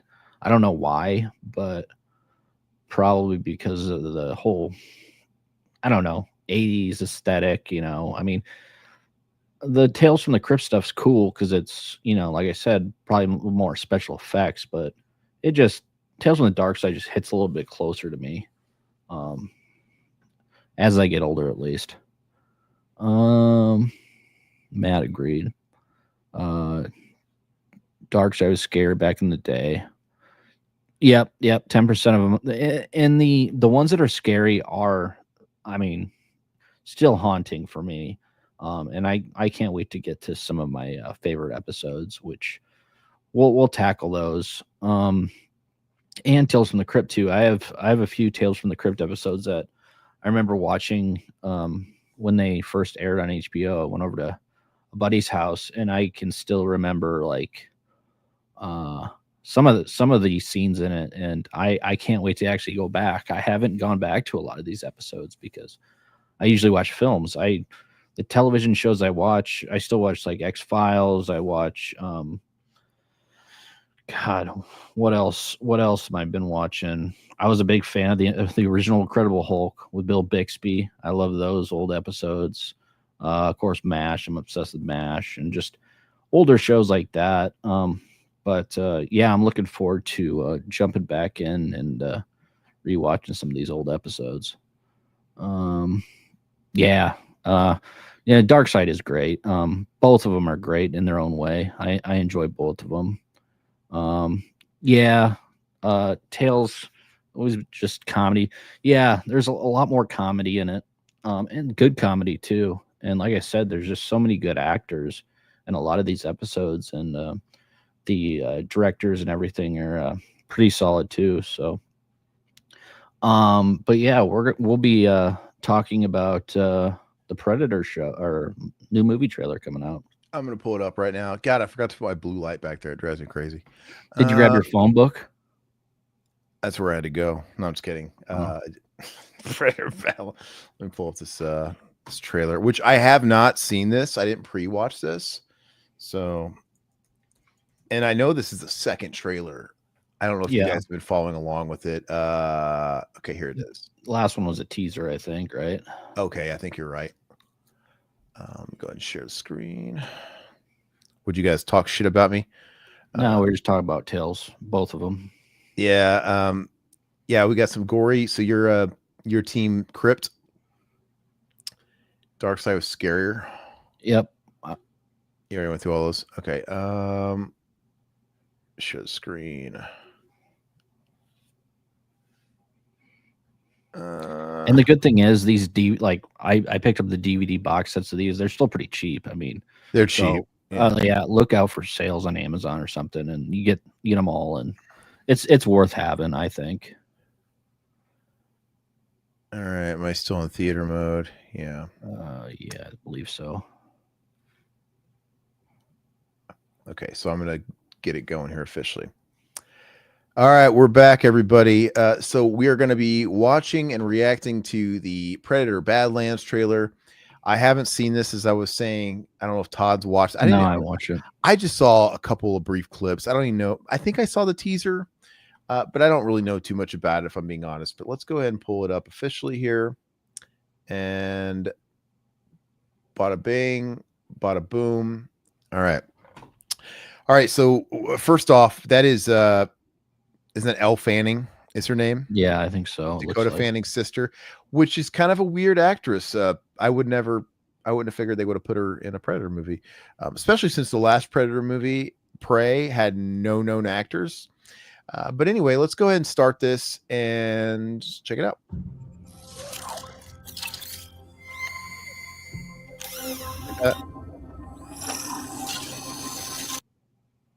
Okay, so why has she got weird eyes? Is she an Earthling? No, she's some sort of robot or. Okay. I really like the first Predator. I actually don't care for Predator 2, just a disclosure. Even though I like the setting, the concrete jungle, it's got Busey in it. It's got a great cast. It's just kind of stale. But I actually really like the Adrian Brody Predators. I think it's a lot of fun. And that one doesn't take place on Earth, so she's also in Death Stranding too. Yeah, Cyborg. Okay. So this is your first hunt. Okay, so we're probably on another planet. Yep. And so in this movie, she's gonna befriend a predator again. I hate it when people befriend predators, dude. I hate it. That's why I don't like the AVP movie either, where they're like best friends and they have to take out the greater threat. Yeah, no, I'm with you. I don't know. I always like Predator as the villain, but that's just me. Did you guys? So this movie, The Prey, was straight to Hulu, and it was super well received. And then I think the same guy who did Prey did this, and I guess because the heat that one had, this one's back to being theatrical and a big deal again. And it looks like the budget's bigger than the Hulu one, to be honest. But again, I'm scared we have these weird CGI looking predators. You know, I miss the practical effect Predator, but let's see. I mean, it doesn't look bad. No, it doesn't look bad. Dangerous planet. It looks cool, but they're definitely, you know, I'm cool with this. I'm all right with this. Yeah. It's laggy, dude. Yeah.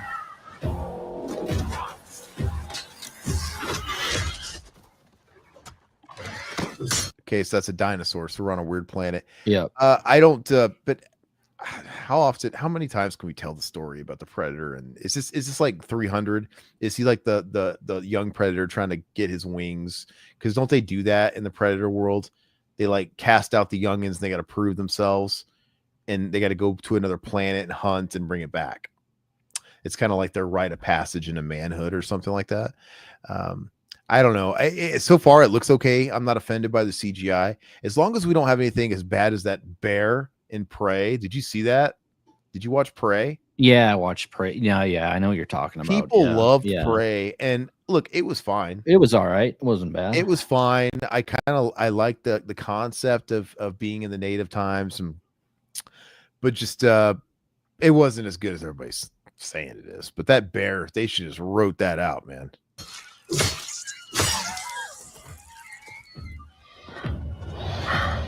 Wait. So what happened there? Because you're after a creature that can't be killed. So I wonder what her backstory is. I'm not too sure. Like who built her, and who built her off of what? Because if they're on a predator planet, the definitive apex predators. I could help you. Oh. Well, it's like Bishop, dude. Yeah, it is. It's kind of cool. Like I'm not against it. It's kind of weird introducing cyborgs into this whole universe, but we don't know that much about the Predator's home planet in vast space, and they're obviously very technologically advanced. With the technology they have and the explosives, and they self-destruct, and they can go camo and invisible. They're obviously way more advanced than people are. So I guess it's kind of interesting if we're going to peel back a layer onto that world that we never get to see. Like, I always thought. I like Alien and Predator separate. I appreciate it for fanfic. It started in Dark Horse Comics and all that stuff. And, then it was in Predator 2 that they just sort of like threw fuel on that fire that had already been started in fanfic and then the comic series by including the Xenomorph skull in their trophy room on the ship. But it was one of those things that just kind of took on life, but it was never really canon. But with that said, I could see why people would think it's feasible to think that these two things exist in the same universe, but I like Alien, I like Predator. That's just me. So Deck is the young Predator outcast who's teaming up with Ellen Fanning to basically hunt the planet's ultimate adversary while being pursued themselves. So the Predator's not even the fucking predator in this. It's like some like weird generic Jurassic Park sequel dinosaur that doesn't exist, like they always throw in those fucking movies. I believe so. That sucks. I don't want the Predator to be the hero, man. I'm not used to that either. That's weird. That's kind of cool, carrying like Bishop, because they did that shit with Bishop too, carrying her on the back. I'll give it the benefit of the doubt. I think this looks better than Prey. I think it's more interesting than Prey, and I just have to get used to the idea of the Predator being the hero here. It's just a kind of a different dynamic, even though, like I said, the Predator was kind of the protagonist in AVP, because the Predator teamed up with the humans to take on the Xenomorph. Yeah. So. Here, you're not the Predator.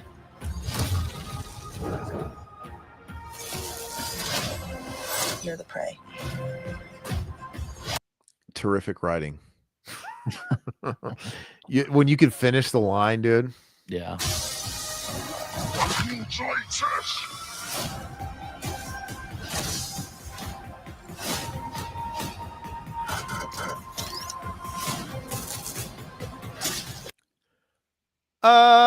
It looks like a video game. I think it looks entertaining. I think it looks it looks like a video game. I think the CGI is really good though. I don't know. The more I watch this, the more I'm kind of sold on changing it up a little bit and having it be the protagonist. And it's the pairing might be cool, man. I kind of like the idea of this cyborg, cyberpunk type chick. It's a lot better than the teaser trailer. I didn't like the teaser.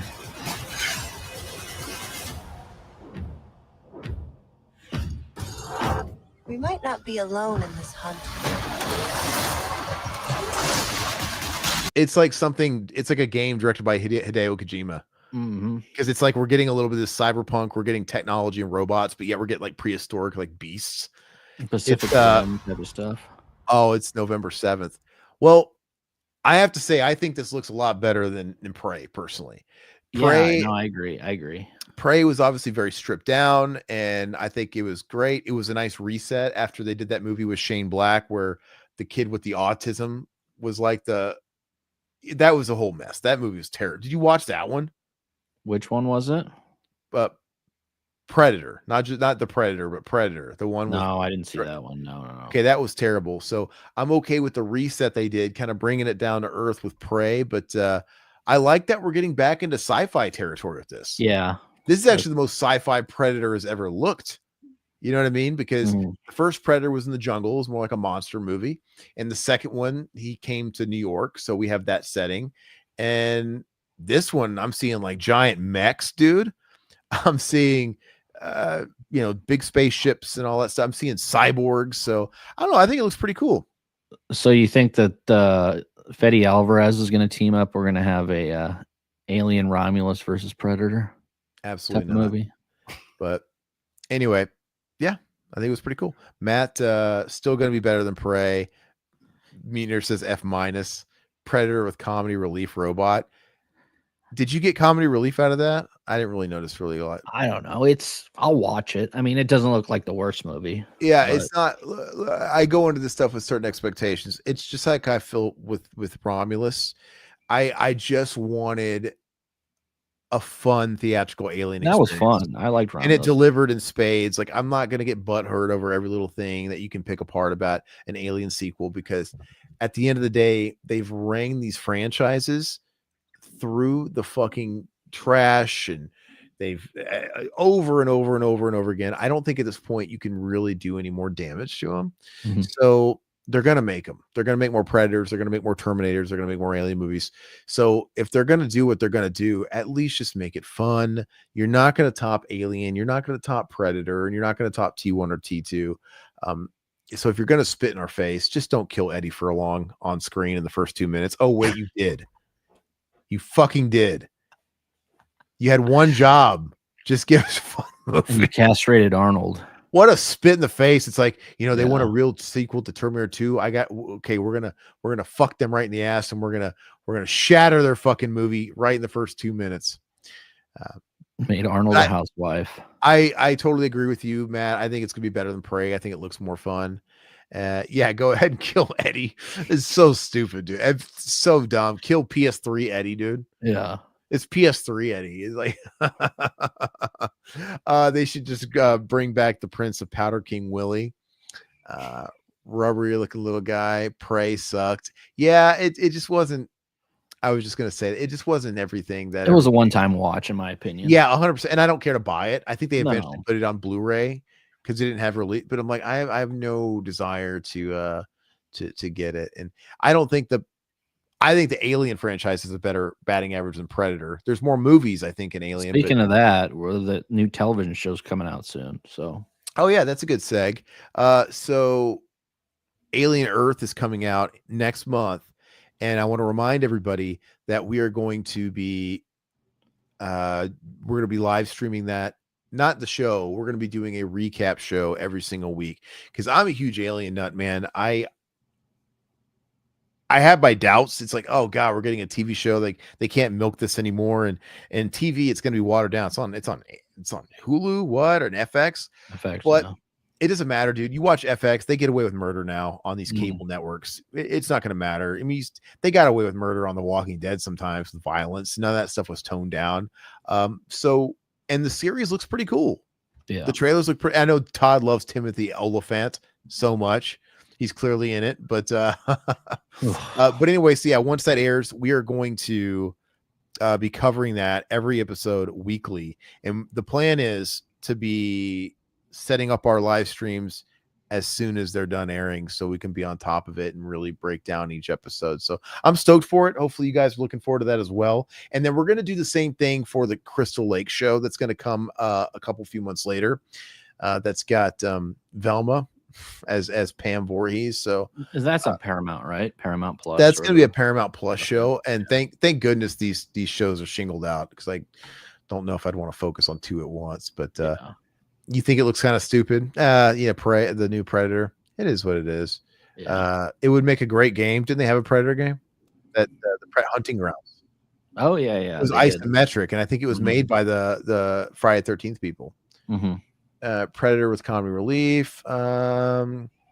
Yeah. Oh no, sorry, you liked Prey. Yeah. Okay. I thought it was fun. It was like Todd said it best. It was a one-time watch. I don't really it was have too fine. much desire to watch it anymore. But this one, like I said, it kind of looks like Hideo Kojima directed it. Cyberpunk, little sci-fi. I'm down with it.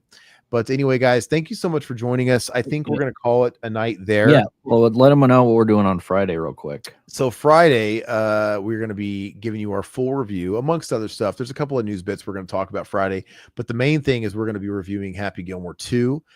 That is obviously going straight to Netflix. It premieres Friday.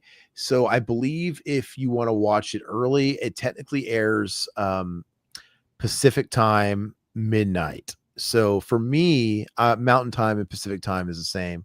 So I'm going to watch that thing as soon as it drops midnight on Friday before I go to bed, and I'm going to have it all soaked in, and then that'll be the topic Friday night at 10 p.m. Central Time. I'll be watching it coming into the show, so the old lady and I are going to watch it right before the show. Your timing is good because you're a little later. It's like movie time. So yeah, I'm stoked to watch it. I don't have high hopes for it. I don't think you can. It's his best movie. It was his best movie, and he only had a couple of really good movies, Adam Sandler. And the fact that we're going back to the well, it's a little scary. They never really capture it. And I don't know if Happy Gilmore is going to work in 2025. Because I mean, part of why some of those movies are so great, when you have these one-off movies that existed only in one decade, it kind of becomes synonymous with that decade. It's same thing with like Ghostbusters. Ghostbusters existed in the 80s, and then they wait until the fucking like 20 teens to make it. Look, it would have been different if they would have been making movies all along. If you would have had a Ghostbusters 3 in like the early mid 90s, then you had a Ghostbusters 4 around 2000, you would have had that like steady growing with the times. But when you don't have that, so anyway, we'll see how it is. I'm glad it's on Netflix, and hopefully it's good. I go in with really low expectations, so hopefully I'm pleasantly surprised. And they made it, nothing I can do about it, so hopefully I get at least a few laughs out of it. I'll be talking about that, and we have tons of releases that are coming out too. Arrow just dropped a bunch of releases that are going to be coming out this fall, so we'll talk about that too. I'm stoked to pre-order a couple for sure. Night 90, what's up? Later, Gory, appreciate you, brother. Hey, Gory. The first time I've seen you around here, Gory, so hopefully you're subbed. Be on the lookout Friday. It's on Netflix, so it's never getting a physical media release, right? Not necessarily. There was a couple of Netflix series that shows that got physical releases eventually. What was that movie that won all the Oscars? Not Hugo. What was the movie a few years ago that was a Netflix? It can happen. It can happen. And Prey was a Hulu original, and that took some time, but they eventually did give that a physical release. Same thing with Hellraiser, the Hulu Hellraiser. Oh yeah. Hulu Hellraiser didn't get a release immediately because they want everybody to sign up for Hulu. But after about a year, it got a Blu-ray release. So yeah, I think 100%. There's no way they're not going to give. It's established. Yeah, you would think they would eventually. I think it will, but. Just like I feel Beverly Hills Cop will eventually, XLF. Yeah. XLF has to eventually get a release. Yeah. I think there's like a window there that they want it locked in on the platform. But cool, man. Yeah, good night, Matt. Have a great one, bro. Matt. And Gory, my first time, man. Awesome, Gory. Hey, and you're obviously a fan of the Crypt Keeper, and that's what brought you in. We're only a few episodes deep on that, but check out the ones we've done so far, and we're gonna keep putting them out little by little. And for you and anybody else that's seeing us for the first time, do go back and check out the archives, man. We've been around 14 years now, and we've got over 1,200 videos. We've got thousands upon thousands of hours of content. Tons and tons of film commentaries, podcasts. We've got interviews up. We've got all kinds of stuff. So hopefully, Gory Tiger and the like, you guys go and check out all the old stuff too. We appreciate the hell out of you. And yeah, that's it. We'll see you Friday. Can't wait, guys. Later. Bye. Big thanks to our awesome members for keeping Revival House alive. And to all the subscribers hanging out with us, you're the best. If you enjoyed the episode, go ahead and hit like, subscribe, and ring the bell. We've got thousands of hours of content and cover a wide variety of horror films, so there's always something new and creepy coming your way. We'll catch you next time for more spooky fun. Now you know what we are. Now you know what you are. You'll never grow old, and you'll never die, but you must feed.